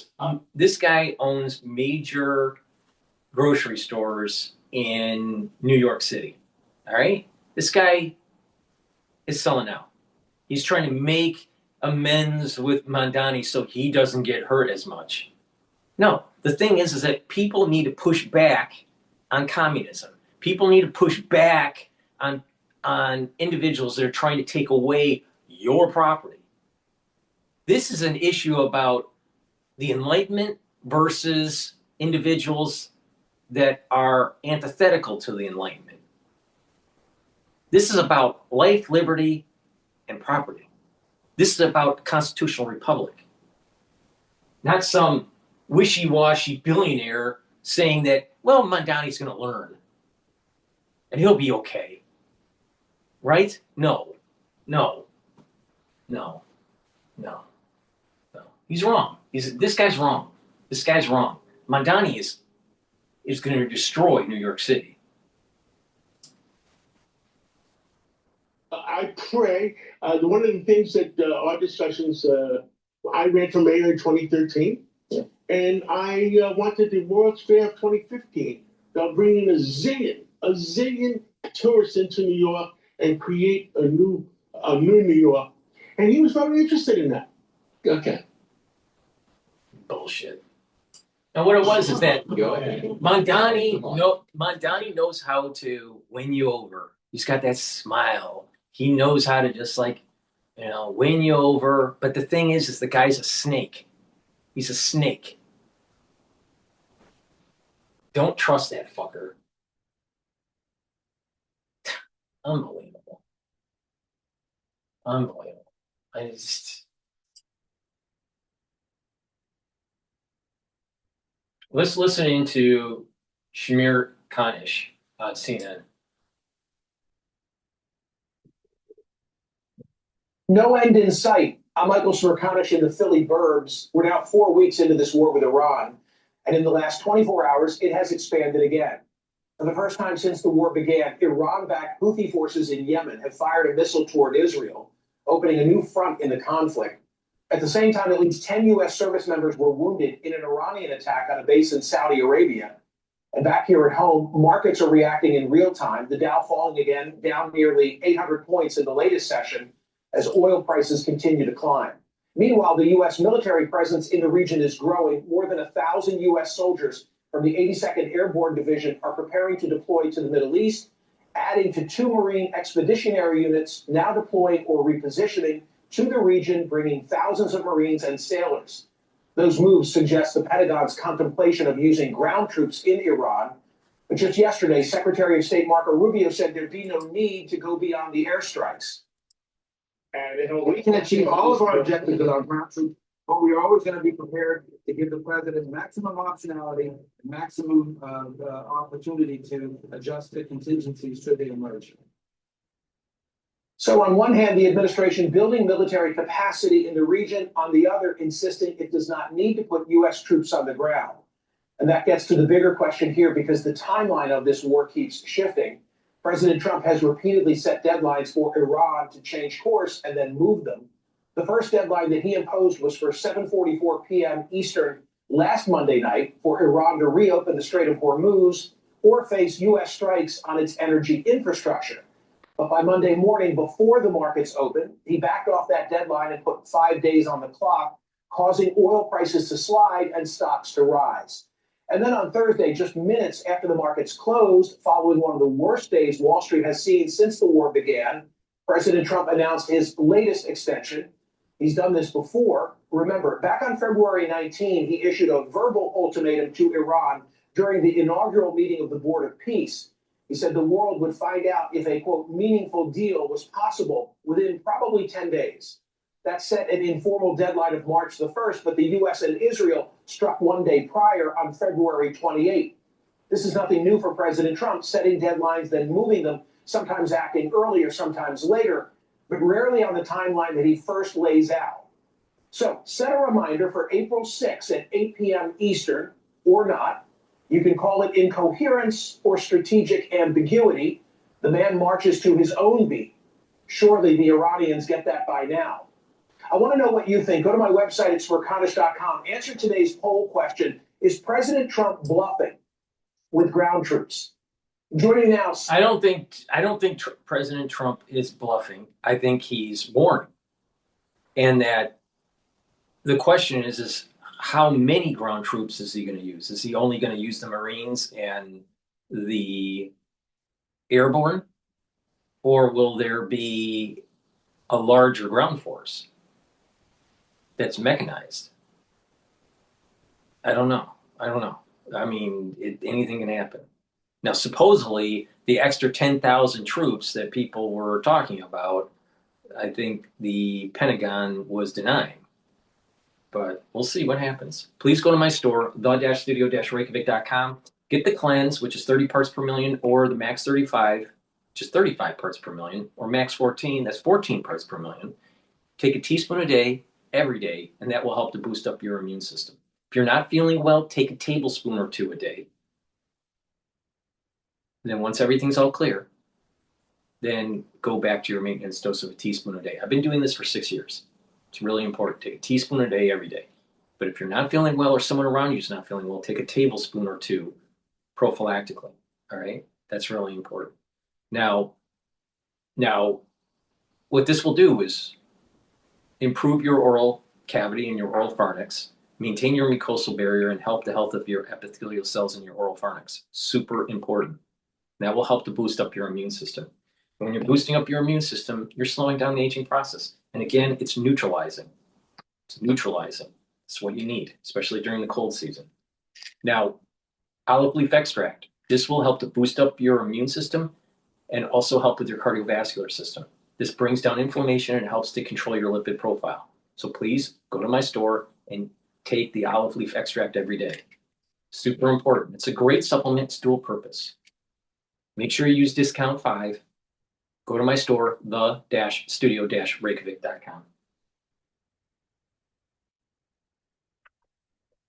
And senior military analyst, former NATO Supreme Allied Commander, Admiral James Stavridis. Admiral, good to see you. We're 4 weeks in now. Yemen's Houthis struck Israel for the first time since the war began. 10 Americans just injured at a Saudi base. More troops headed to the Middle East. The market's down.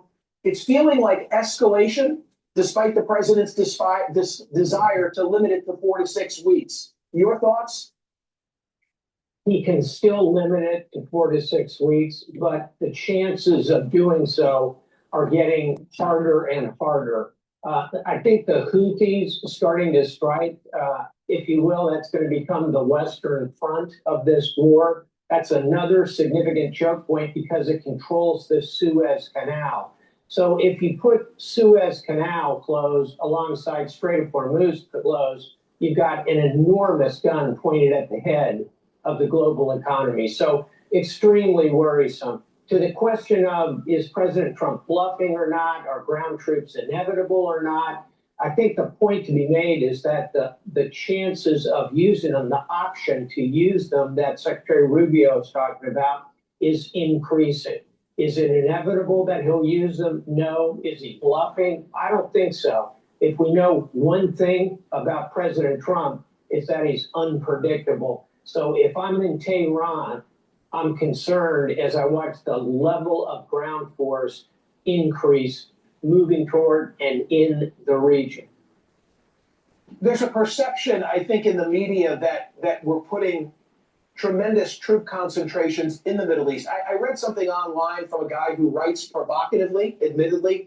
His name is Ken Klipperstein. Just one quote. If you squint, an invasion seems inevitable, but look closer at the actual state of each force being sighted, and a very different picture emerges. Your reaction? It's not inevitable, obviously. Again, we know President Trump is unpredictable. He's also impatient. And ultimately, will he use those troops if he decides to? I think he will. I don't think it's a good idea from everything I see right now. But the point for Tehran is not to try and assess, is it inevitable or not? Is it possible? And so I think that troop increase that you're seeing is extremely significant. Inevitable, no. Possible, yes.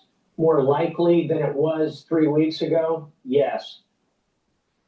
You wrote for Bloomberg this week and focused on Karg Island. What's the value to the United States if we can control Karg Island? Quite simply, we can strangle the Iranian economy. 90% of their oil transships through that kind of 7 square mile patch in the northern reach of the Persian Gulf. So if you can control it, you can inevitably throttle the Iranian economy. That's a good thing. The question I think the Pentagon is wrestling with and trying to give the president the right set of options is, do you have to actually seize it and hold it? That's a significant military challenge, frankly. Or should you blockade it? Or could you go in and simply destroy it? You really have all three of those options. Which is the best is something the Pentagon's wrestling with and the president will decide soon. You are a former Supreme Allied Commander of NATO. Here's something that the president said via Truth Social this week relative to NATO. NATO nations have done absolutely nothing to help with the lunatic nation, now military decimated, of Iran. The USA needs nothing from NATO, but never forget this very important point in time, President Donald J. Trump. If a NATO member initiates an attack, Admiral, and then draws return fire, is Article 5 kicking in? It is if... How's biz, Ash? Great, especially with the help of zero accounting software. I can keep my cash flow flowing by giving customers more ways to pay.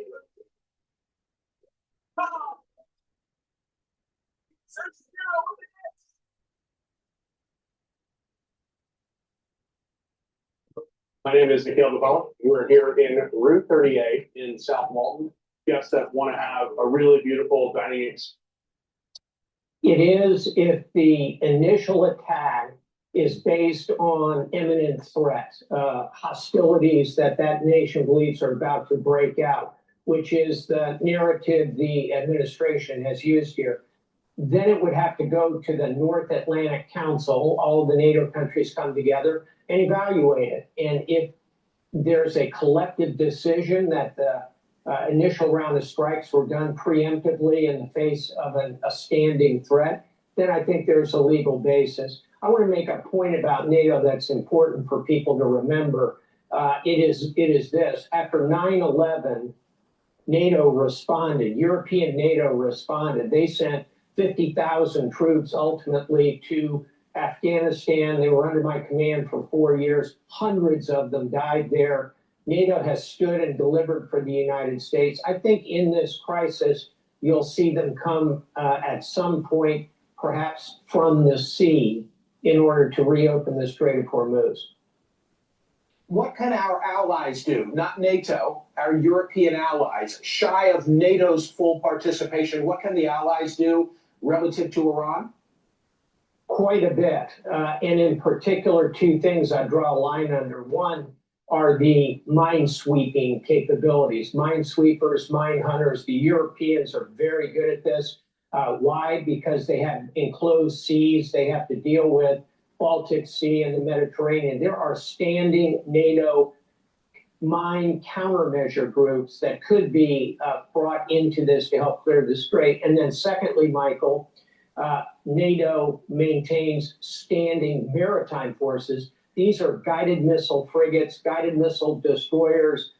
They're an international force representing all of the nations of NATO. Those could also be brought in. It could be done under the NATO flag if it went through the process I described, or it could be done individually by the European nations. I think ultimately the Europeans will decide to participate in a strait clearing operation. We need their help. Admiral James Stavridis, a former Supreme Allied Commander of NATO. We appreciate you, Admiral. Thank you. You bet. Please go to my store, the-studio-reykjavik.com, and get the digestive enzyme complex. This will help to break up carbohydrates, proteins, and lipids, reduce the load on your pancreas. You'll be able to absorb your nutrients easier. This also has bromelain that helps to break up clots, and the proteolytic enzymes to break up glycoproteins. That's really important during the cold season. It's really important to take digestive enzyme complex if you want to improve your pancreatic health. It's really important. And if you're an athlete, younger or older, you'll also benefit from digestive enzyme complex because it will help to break up your pre or post-workout fuel source. So please go to my store and get the digestive enzyme complex. It's the-studio-reykjavik.com. Link is in the description of this video. New York Times, White House, and national security correspondent David Sanger has covered 5 U.S. presidents. He's also CNN's political and national security analyst. And his best-selling book, New Cold Wars, comes out in paperback on April 7th. David joins me now. David, simple question, complex answer, I'm sure. Why hasn't Iran capitulated? Well, Michael, I think the main reason is right now the Iranians think they're winning just by surviving, right? I mean, we've had 4 weeks as of today of attack on Iran by the most powerful force that the world has ever seen, the U.S. military. And their regime fundamentally still stands with different leaders and much of their leadership killed, much of their missile capability down. But just yesterday, as you indicated at the opening, they managed to do a strike on Saudi Arabia, get through air defenses, wipe out 2 or 3, we're still trying to figure it out, major American aircraft, and injure 10 to a dozen Americans who we hope and pray will be okay. And that's pretty remarkable 4 weeks in. But I think both sides are living in something of a sense of unreality here. I don't think the Iranians understand how long the U.S. staying power could be, or the possibilities if they take Karg Island, as you were discussing with Admiral Stavridis and so forth. And I don't think that the U.S. understands that it would take a much larger effort in order to actually change the government of 92 million people and bring about that revolution that the president talked about on day 1 and hasn't mentioned much since. You and I have spoken previously about the precision with which the U.S. military has operated. They've been able to hit their targets. Does that make it more or less likely that Iran is willing to relinquish its nuclear stockpile? It's a really interesting question because so far the U.S. has not gone after that nuclear stockpile.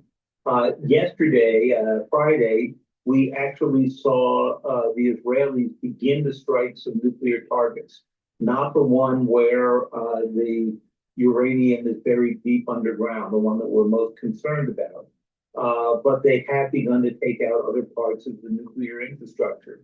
I think the Iranians have to consider the possibility the longer this goes on, the more likely it is they're going to lose that entire stockpile.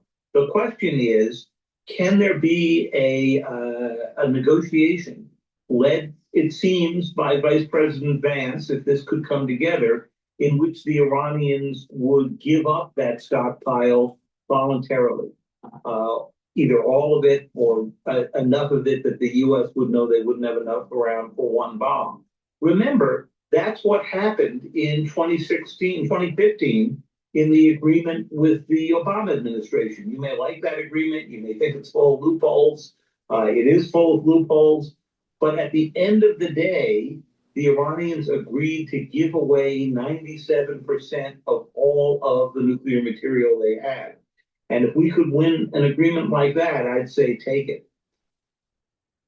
In my prior segment, I think that the chyron on the screen said incoherence or strategic ambiguity. From the perspective of the Iranians, they have no idea what they're going to get from President Trump relative to these deadlines, on again, off again, and so forth. It puts them in a precarious position of not being able to, and we try and read the tea leaves here of our president, but from their standpoint in war, they have no idea what he'll do next.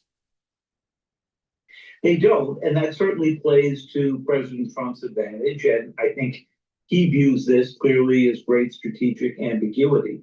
But I think the Iranians sense something else, that in the changing objectives that the president has articulated, starting with regime change, then it's not regime change, starting with degrading their missile capability and their military capability, and then saying the other day that they're desperate for a deal of some kind, which he seems willing to negotiate. I think they believe they have some more time and time on their side, that the more the markets decline, that the closer you get to the midterm elections, that the more painful this seems for the United States, that the president's interest in getting to that complete victory that he was talking about 2 weeks ago is probably going to diminish. Remember, it was March 7th, now 3 weeks ago, that the president declared, we've already won. And, here we are about to go into April. David Sanger, thank you as always for your contribution. And what are your thoughts at home? Hit me up on Truth Social. Hit me up on Truth Social on X. The clock is definitely ticking for Donald Trump to, quote, win the war and open up the strait and have a regime that's overthrown. Now, some people are saying maybe the regime, we could withdraw and do some behind the scenes operations for overthrow, and there's a regime change that takes about a year. Now, that's also another option that Trump may do. Please go to my store, the-studio-reykjavik.com, and get the omega-3. This will help with your cardiovascular health. You should be taking this every day. Super important. Brings down inflammation and helps with your lipid profile. Super important to take. Cardiovascular health is a big problem in the United States. There are many people that have cardiovascular disease, and not enough people are eating properly, taking the right supplements, and improving their cardiovascular fitness through exercise.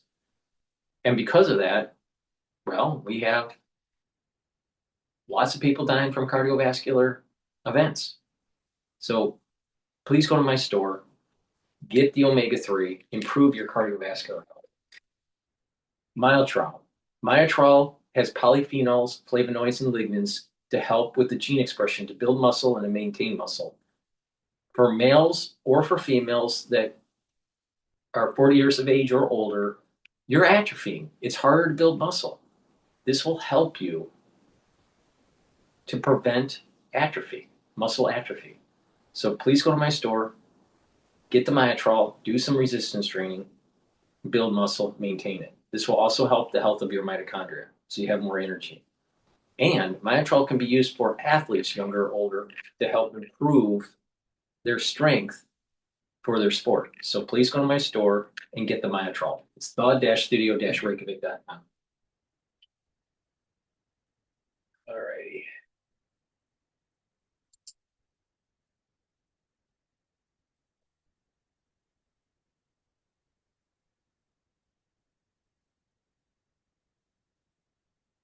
Let's listen to Times. We haven't listened to Times News in a while. Hitting this base and specifically hitting refueler aircraft shows the level of precision that Iran can strike with sometimes. It was a choice to hit these aircraft. It's something that's going to inhibit basically the entire air campaign, U.S. and Israeli air campaign, the more of these that you destroy.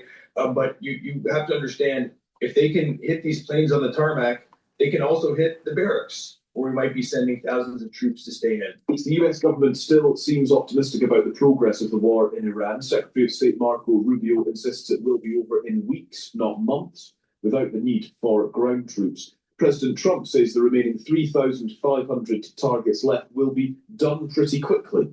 And this morning, the war seems to have pulled in Yemen as well, with the Houthi rebels there firing a missile at Israel. So as reports emerge of at least 12 US troops wounded after an Iranian attack on a base in Saudi Arabia, how strong is America's position? Harrison Mann is a former US Army major and ex-US Defense Intelligence Agency analyst. Let me start here, actually, Harrison, if I may, that 12 US troops have been injured in a strike by Iran on an airbase in Saudi Arabia. Actually, first of all, are you familiar with that airbase? What's it like? Where is it?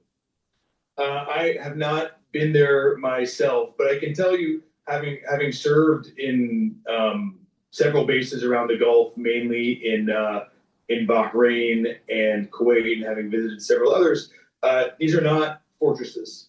Right, these are not designed to absorb fire. There may be bunkers or certain hardened structures, but they're mostly sprawling complexes with a lot of offices and lodgings being tents or trailers, essentially. But this base is basically in the middle of Saudi Arabia, and gives you an idea of the range of the weapons Iran's using. Yeah, and that is so helpful to understand and to put into context. What does it represent, I suppose, that 12 troops have been injured, 2 of them seriously, not the first casualties, US casualties of this conflict, but additional casualties, certainly? This war has been a bad idea, executed badly. And so, in addition to the strategic fallacies here, we've seen the administration put troops in harm's way, really with none of the rudimentary protections you would want to keep them safe if you're going up against an adversary whose main strategic capabilities are missiles and drones. You may have seen Task and Purpose reported today or yesterday that the Pentagon just put out like an emergency solicitation for bunkers, for prefab bunkers, within 3, 15, and 30 days. It's clear that they did not expect the war to go on this long, or if they did, they just really didn't think in advance how vulnerable U.S. troops are. And I think this ties also into the discussion of sending more ground troops into the region. That hitting this base and specifically hitting refueler aircraft shows the level of precision that Iran can strike with sometimes. It was a choice to hit these aircraft. It's something that's going to inhibit basically the entire air campaign, U.S. and Israeli air campaign, the more of these that you destroy. But you have to understand, if they can hit these planes on the tarmac, they can also hit the barracks, where we might be sending thousands of troops to stay in, which would be an additional concern about employing more ground forces. Yeah, and that is actually a fascinating point to just focus on with you, Harrison, because from what you've said about these Gulf bases that are not fortresses, and Iran demonstrating its capability, should that lead to the Pentagon, the US administration, President Trump, frankly, thinking twice about the deployment of troops, additional troops, thousands of troops to the area? It should. I think we can already see how vulnerable U.S. troops are just in bases that are sometimes hundreds of miles away from Iran and defended by the most sophisticated air defense systems in human history, right? That's what these strikes at Prince Sultan Air Base or these other bases in the Gulf are penetrating. And that should give you an idea about how much risk U.S. troops would be exposed to if we actually sent them onto Iranian territory, where they're not going to enjoy any advanced warning system. They're not going to enjoy THAADs and Patriots and other advanced air defense systems. They'll be entirely at the mercy of whatever Iran can fire at them. I think a lot of times in these leaks to Axios, the administration is doing to telegraph or threaten these ground operations. It's really like they're playing with action figures and they're imagining they're going to go to these places and there's no enemy there. or there's no targets already registered on these islands or on these nuclear sites or wherever they're speculating they're going to send troops. So then we turn to what Secretary of State Marco Rubio has said, that the war will be over in weeks, not months. How likely do you think that is to be correct? It could come true if the administration commits to good faith negotiations with Tehran right now.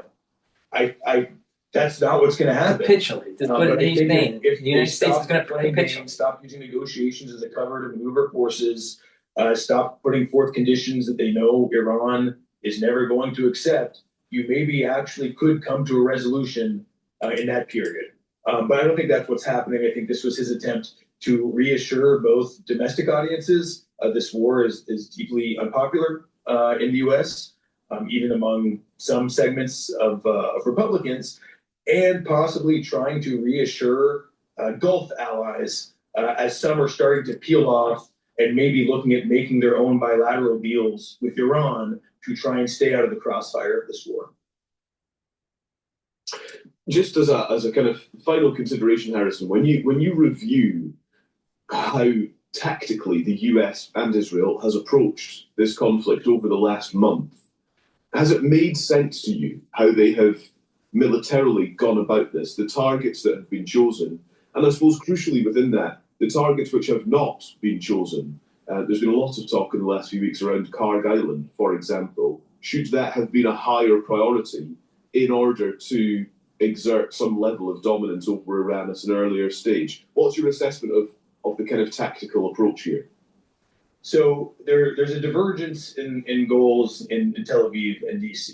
I think Israel is quite content to wage a war of annihilation against Iran. They basically want to wipe it off the map as a potential future threat forever. So in that case, killing all the leadership, destroying all the infrastructure, including oil, turning into a fractured or collapsed state would be mission accomplished. On the U.S. side, we've seen the Trump administration is horrified about raising gas prices in the U.S. any higher. And so they've not only abstained from striking targets like Karg Island, which exports 90% of Iran's oil, they've tried to rein in Israel when it went after oil and gas infrastructure.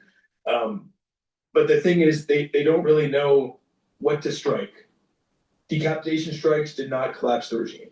Destroying easy-to-hit things like airplanes on the tarmac or like Iranian Navy ships did not diminish Iran's main strategic capabilities, and it's still keeping up a consistent rate of fire with drones and missiles across the region. So I hesitate to even say that the U.S. has been tactically successful, and it really doesn't matter how good your tactics are if you have no strategy. And when Iran did not turn out like Venezuela after the first 12 hours, I don't think Trump and the folks around him, other than those who just want to totally turn it into Libya or Syria and collapse it, had any idea of what they were attacking for. We can go more into Karg Island if we have time to talk about the ground operations they keep threatening there, which I think would be a strategic and a tactical disaster, like a lot of the ground operations under consideration. I just have to start by saying the strategic logic makes no sense. The U.S. and Israel are already trying to assassinate every Iranian leader and basically threatening to destroy the country. So taking their oil revenue is not going to be a greater pressure tactic than what's already happening. So the idea that this provides infinite leverage is a fantasy, and I think it's a fantasy designed to appeal to Donald Trump's conception of deal making, and if I can just get the right leverage, I can win this war.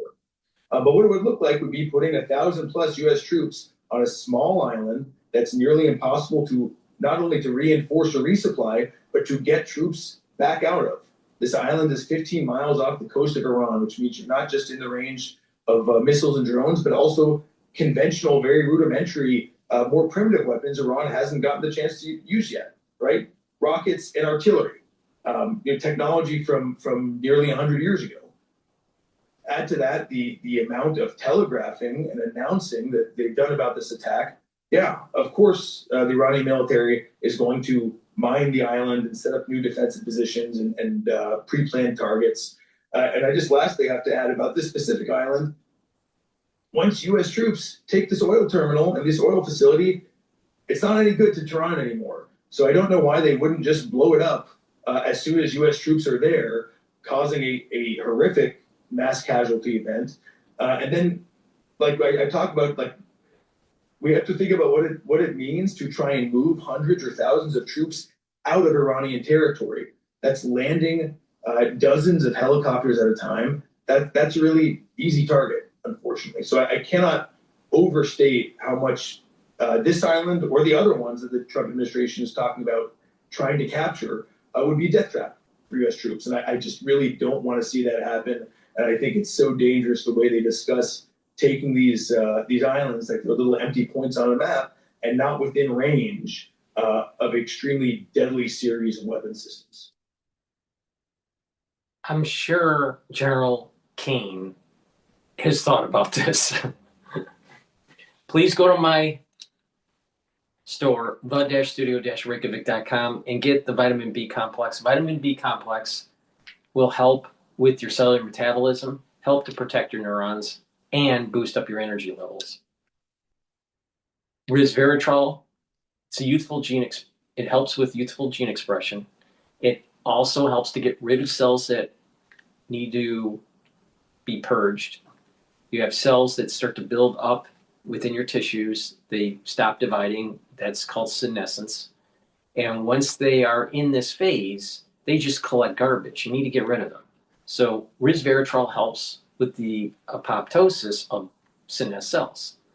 And resveratrol helps the health of your mitochondria so you have more energy and it soaks up free radicals. This will help the basal layer of your skin so you'll look younger. So you should be taking resveratrol every day to slow down the aging process. It stacks really well with C60. So please go to my store, the-studio-reykjavik.com. Get the vitamin B complex that boosts up your energy, revs up your metabolism, and protects your neurons. And resveratrol slows down the aging process and helps to rejuvenate certain types of tissue within your body. Stack them together. Please go to my store, the-studio-reykjavik.com. Now, the next video is from DW that's talking about Saudi Arabia urges U.S. to press on with the Iran war. This was published 9 hours ago.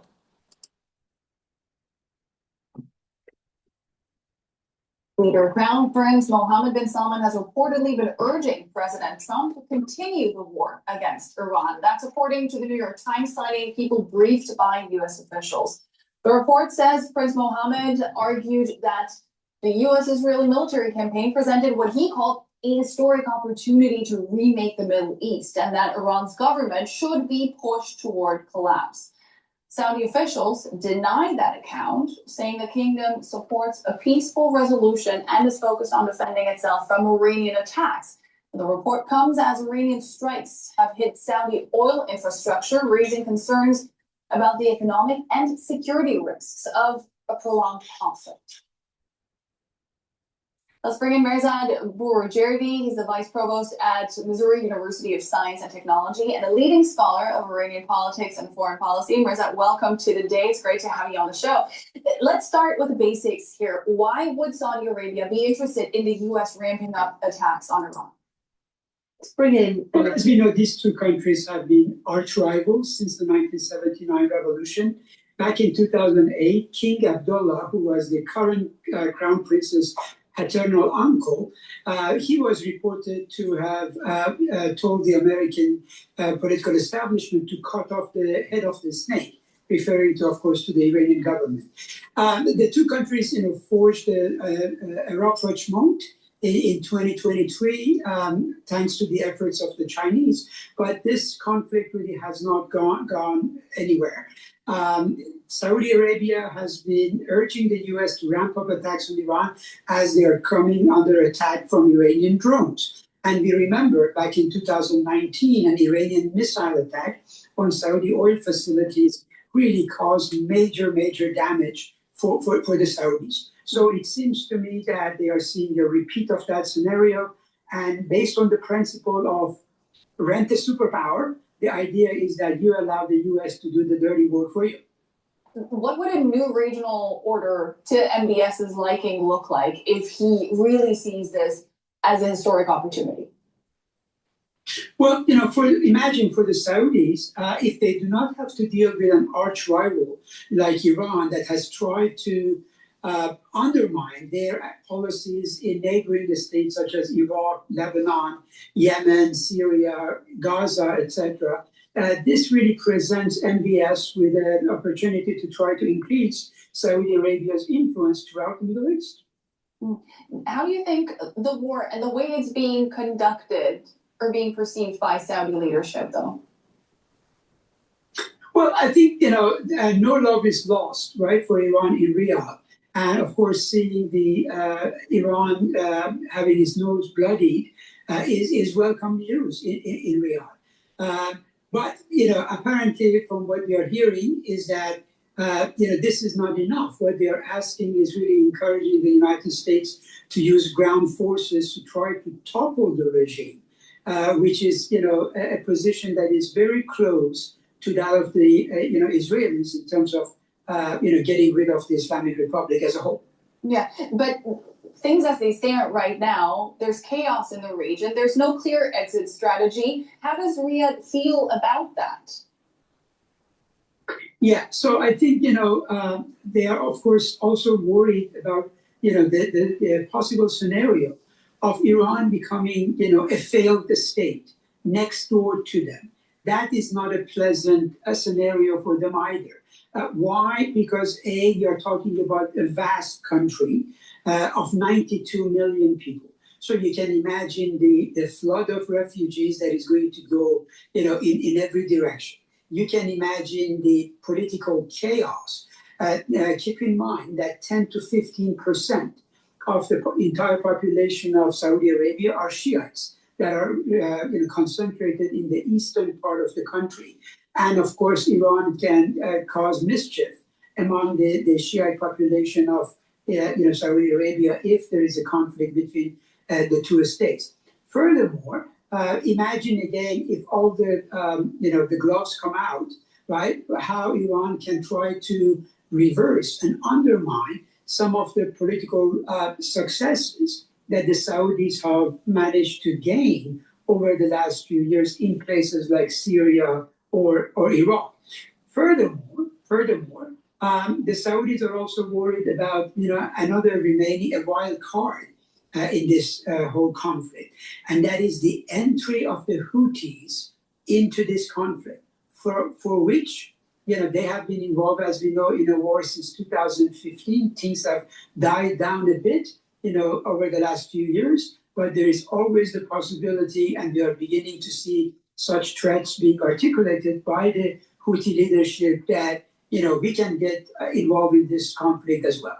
Yeah, so a lot to be nervous about on the part of MBS. How does this position in that regard differ from the position held in Israel, especially when it comes to the prospect of Iran possibly becoming a failed state?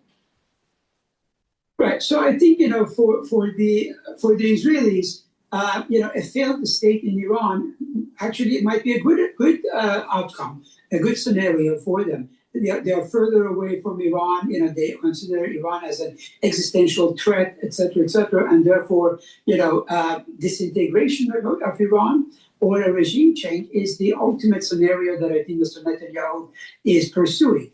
For the Saudis, being geographically closer to Iran, and as I said already, the danger of a failed state in Iran is worrisome to them.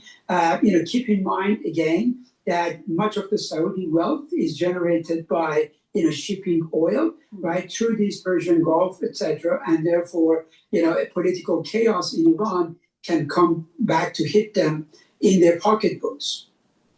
You said that there was an approach of rent a superpower. Does that go both ways? Does the U.S. maybe also have an approach of rent a monarch? Because Donald Trump has called MBS a warrior and said that he is fighting with us. I'm quoting him here. Any idea what he means by that? Well, I think what he's really referring to is that, again, based on the reporting you're seeing, apparently MBS behind the scene is really quite gung-ho and encouraging, Trump to go on here. Yes, absolutely. I think this is a dialectical relationship between the two. We know that, it has been a Saudi policy to open up their, pocketbooks and try to appease the White House of Mr. Trump by, financing various projects in the United States, etc., buying billions of dollars of armaments from the United States in this regard. So the Saudis use that card for leverage as best as they can. But look, they are also in this awkward position, meaning that, for the longest time, not just the Saudis, but all the smaller states of the Persian Gulf, UAE, Qatar, Bahrain, Kuwait, etc., they have all counted on this protection of a US military umbrella, right? But now we are beginning to see that this defensive umbrella is not really what it was, portrayed to be. This war already has impacted 14 different countries in the region. And therefore, the question now is, that once the guns fall silent, right, the question is, what is going to best secure the security of these states for the long term? Yeah. And it seems to me that they do not have too many patrons besides the United States to back them up. Yeah, and I have one last question to you because, the Saudis' reputation, security, and economy is at stake here. Briefly, if you can, do you see them getting directly involved at some stage? Yes. As of right now, I don't think so. No, as I said, I think the prospect of Houthis entering the war is troublesome for them. And, if the reporting that we are hearing is correct, and again, Secretary Rubio today... If the Houthis block the strait in the Red Sea, all right, Ba'ab el-Mandab, I think it's called, the Saudis are going to have to help with the U.S. to knock out Yemen.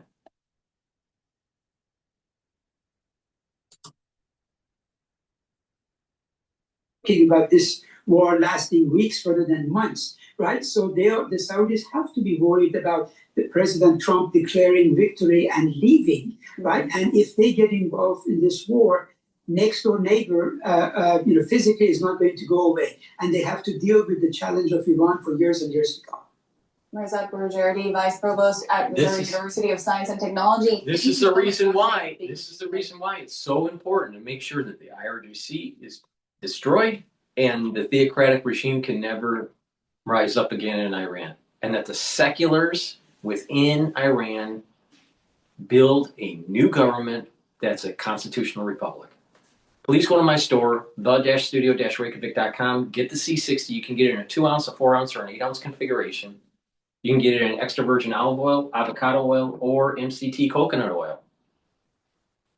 C60 has to be the molecule C60, which is 60 carbons, have to be suspended in oil for proper absorption. Take a teaspoon a day, preferably on an empty stomach, for best absorption, but take it every day, a teaspoon a day. And what you will notice is that your energy levels will improve. You're going to improve your cardiovascular health, your brain function, your immune system, and your endocrine system. Why? By soaking up free radicals at the vascular level, you're reducing plaque formation. At the neuron level, you're reducing stress, you're reducing inflammation, you're soaking up free radicals, you're improving the health of the mitochondria within the neurons. They're going to be healthier, so they're going to fold proteins properly. They're going to be producing neurotransmitters and improving the positive neuroplasticity, so you have more dendritic connections, so you're going to be thinking better. You're going to be having better memory over time. And your immune system and your endocrine system improves. This is 1,000 times stronger than vitamin C in terms of free radicals, soaking up free radicals, right? 1,000 times stronger to soak up free radicals than vitamin C. You can't take enough vitamin C to get the same benefits. Take a teaspoon a day every day. You'll also notice that you'll recover quicker after a workout because it's soaking up those free radicals. So get the C60, take a teaspoon a day every day. I've been doing this protocol for 10 years. Every day, teaspoon a day. It will also improve your basal layer. And by improving your basal layer for your skin will improve and you will look younger. So please go to my store, the-studio-reykjavik.com, get the C60. All right, let's listen into Times Radio about physical oil shortages within 2 to 3 weeks, says energy expert. This was produced 2 days ago.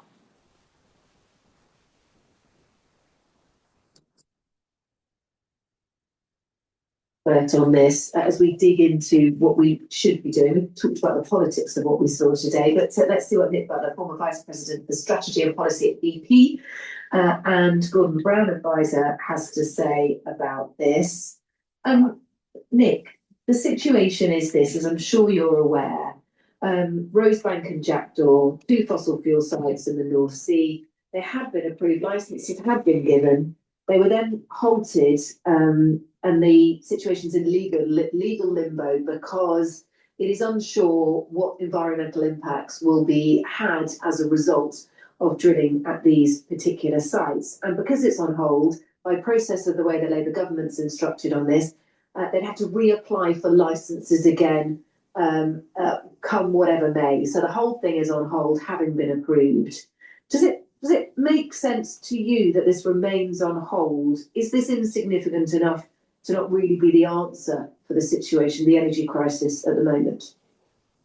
Well, good evening. I thought the session at lunchtime, which I watched on TV, was really depressing. It's just 6 years ago since we went into the COVID pandemic, and I remember the weeks before that when we kept being told there wasn't really a problem. It might affect other people, it might affect the Chinese or Italians, and too little was done until too late, as the inquiry is showing. I think that's what's happening now. There is a crisis coming. I think within the next 2 to 3 weeks, you will see physical shortages. That's been confirmed, I think, this week by Shell. I don't know whether they'll affect us in the UK. Maybe we'll pay for all the oil and gas at whatever price, but I think it's quite possible there will be shortages. And I think the government now should be seriously planning how they're going to handle that. And part of that is maximising supply.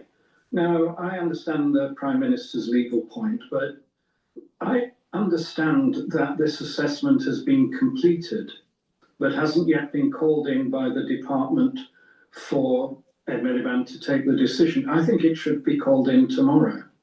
And I think we need to see what that assessment says. I think it'll say that it's fine to go ahead, and then work on it can continue. And the companies involved have put a lot of money and effort into doing that.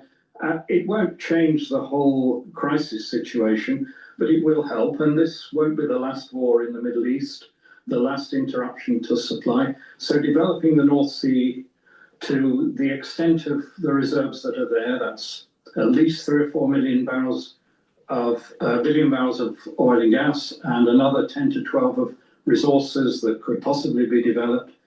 I think we are going to need that, and the government should have a sense of urgency in getting the industry going again. At the moment, it's in decline. There's a real unemployment problem in Aberdeen and other parts of Scotland.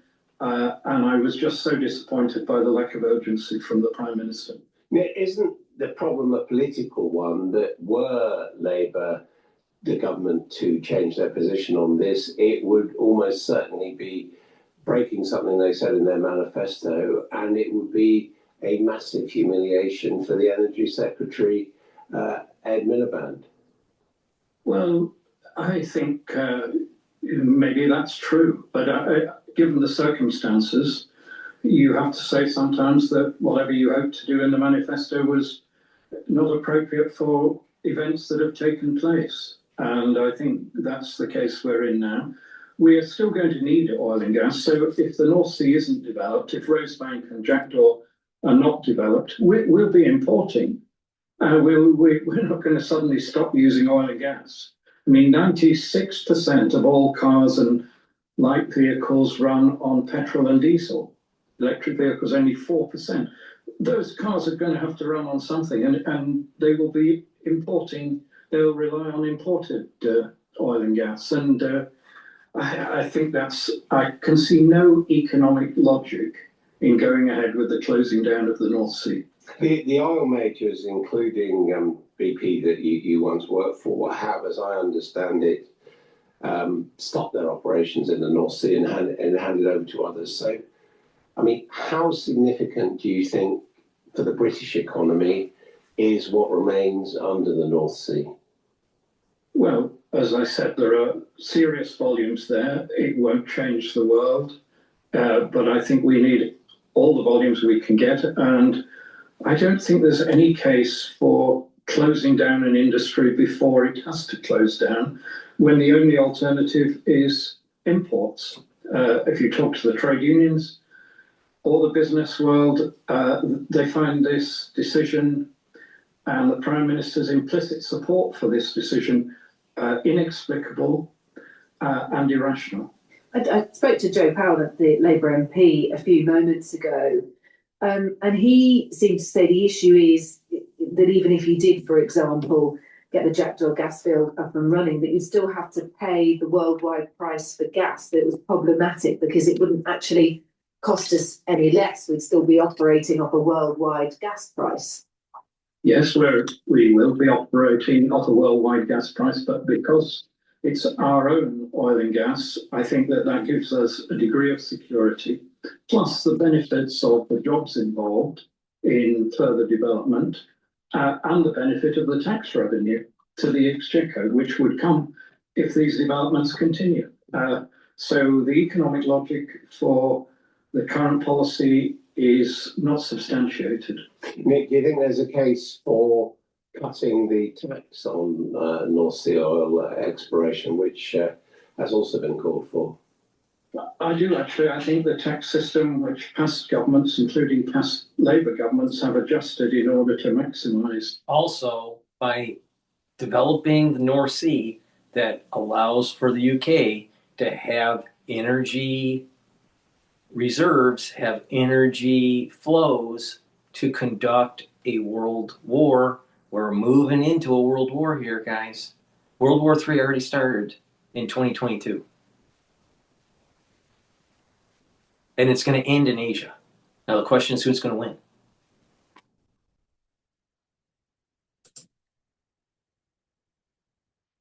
Supplies at different times should be the priority now. I think the very high tax system has deterred some investors.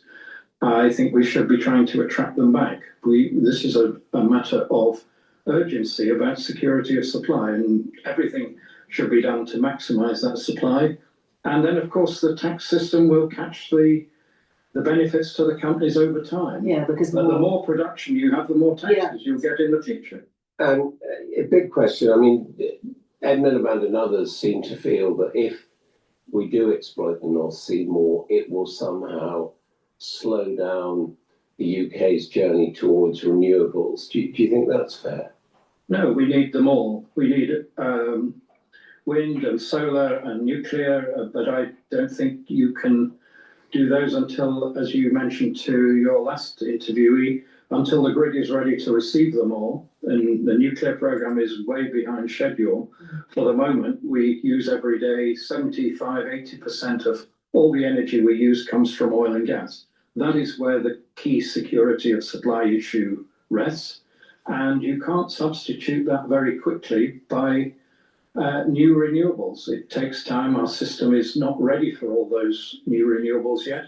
And renewables only produce electricity. And renewables don't have the energy density that oil and gas have. Really important. Now, this whole thing that's going on in the Middle East and the world is in here. The New Map by Daniel Yergin. He's an expert in energy markets. He wrote other books about energy that I read, The Prize and the Quest. There is a great documentary for free on YouTube. I think it's 10 or 11 videos, I think about an hour long, on the Quest, talking, or on the Prize. It's the documentary on the Prize. And that's the whole oil industry, how it started, and the geopolitics involved. The Quest is a similar book. The New Map. This talks about the geopolitics of oil for the United States, for Russia, and for China. All right? And how the Middle East is part of this big picture here. So I highly recommend that you read this book. Super important, all right, to understand what's going on in the world. All right, I'm a little bit more than halfway done, but I think I'm in the area where it's China. I finished Russia, the map of Russia, and I'm in the area, yeah, the South China Sea, talking about that. But the point here is that you need to get educated about oil. You need to get educated about where the pipelines are, where the shipping lanes are, where are the reserves. You know, it's concentrated in certain regions of the world. And these are really important. So before we continue with Times Radio, please go to my store, the-studio-reykjavik.com, and get the collagen. Collagen will help to rebuild your cartilage. It helps to rebuild the joint overall by building up that cartilage and building up the cushion. Now, what it does is it helps to use collagen type 2 and glucosamine to help build up the cartilage. It also helps to use acan and chondroitin to cushion the joint. This will help to reduce the erosion of the joint by blocking MMP3 and MMP13. And collagen helps to reduce the pain by blocking EP4. Take this every day. Do a little bit of working that joint out. You know, you get to a point where it's up to a certain pain level, and then you go a little bit more, and then you exercise that joint a little bit, maybe 20 reps, and then do that once or twice a day. And eventually you'll be able to open up the joint and your joint is remodeling. All right. You can stack this with the collagen to help rebuild the joint. And you can take the collagen and the super strong relief and stack them together. Now, what does super strong, you can take it separately, but what does super strong relief do? It actually reduces the pain or eliminates the pain, depending on your pain level. It also helps with headaches, to reduce tension headaches. So you just apply it on for a headache, you apply it on your temples, your forehead, and your neck muscles and your shoulder muscles to reduce that tension headache. If you have a sore muscle after working out or a pulled muscle, apply it to that area. It'll help to reduce the pain. And if you have joint pain from a sport or through arthritis, apply this in that area. It's a topical. It's easy to use. It works within 90 seconds. All right. You can use it together, all right, or separately. But if you have pain in the joint, apply this topically and take the collagen. And over time, you're going to be rebuilding the joint. Now, you want to do this right away. Once you start having pain, once you start having problems with your arthritis, the earlier you start, the better. Because over time, if you wait too long, too much of that cartilage would erode, and you may need surgery after. All right? But you want to catch it early. All right? So please, go to my store, the-studio-reykjavik.com, get the collagen, get the collagen, and also the super strong relief. Very high quality products.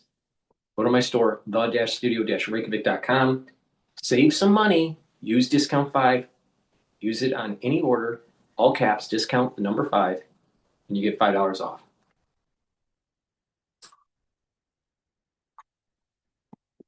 So we need I think we need a full review of energy policy to get it back on track. It seems like Ed Miliband will be the only person in charge of that.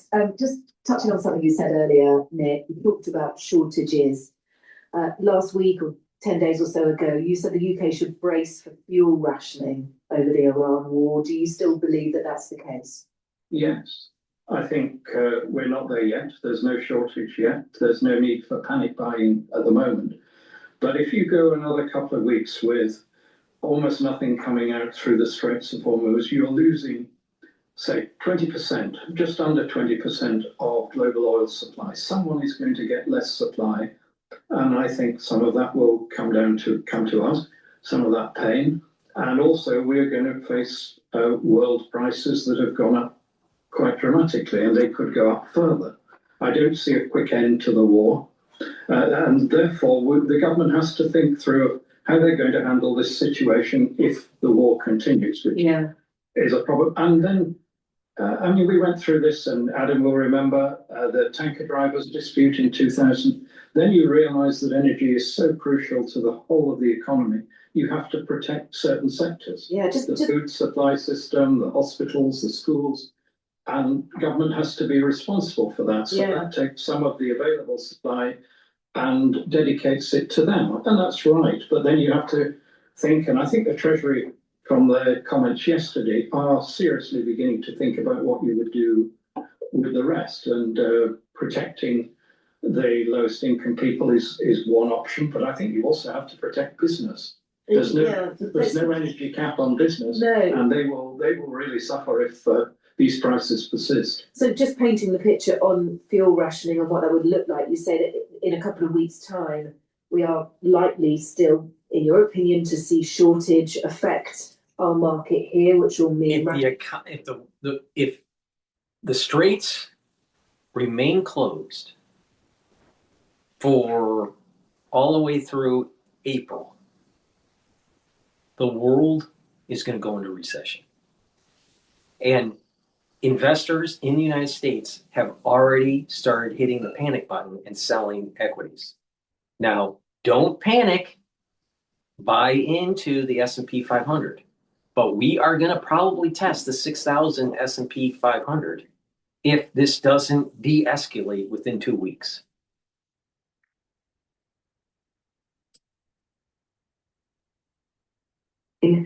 What would that look like, do you think, if we were to explain how fuel rationing would work, or what the options would be for government on that? Well, I think the first option is to protect the supplies to the key sectors.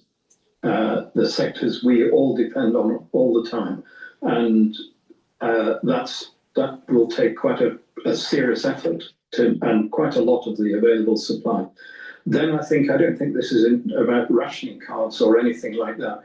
If you look around the world, people are thinking about 4-day weeks, about specific measures to discourage particular use, emergency action to improve efficiency, those sort of things. And I think what would be good now is for the government to set out a plan of how they're going to do this if we get into this worst case situation, which is quite close. We're not there yet. And I think they need to reassure people that they have a plan, that it makes sense, and that it's fair. Yeah. Look, thank you for speaking to us and for setting. It could get a lot worse. It all depends on this next 14 days, what's going to happen. And when we, do some ground troop operations on the islands or maybe on the mainland, maybe a little bit in Yemen, who knows? It can get out of hand and there's going to be a global recession. Now, I keep on saying to everybody, depending on how this goes, depending on how mankind figures a way out of this problem, depends on if we're going to be getting a curse on September 11th, 2026. That's going to be an inflection point. That's the fork in the road. And if we choose the wrong path and we get cursed, that curse is going to continue on and get worse for the world, going all the way through the rest of this year into next year, 2027, to the beginning of October. So from September 11th, 2026 to the first or second week of October of 2027. So this world is getting judged right now. It's watching and it's judging. And the actual punishment, the degree of punishment, will be instituted on September 11th, 2026. And I've been saying this for 2.5 years. Please go to my store, the-studio-reykjavik.com. Get the supplements that you need to slow down the aging process and boost up that immune system. You're going to need to boost up that immune system. Bad things are coming. And don't freak out when you start seeing your 401k or your investments starting to sell off. Don't panic. Continue to buy. and just view this on long term. The S&P 500, don't bet against the United States. We will find a way. Thank you for listening and have a nice day.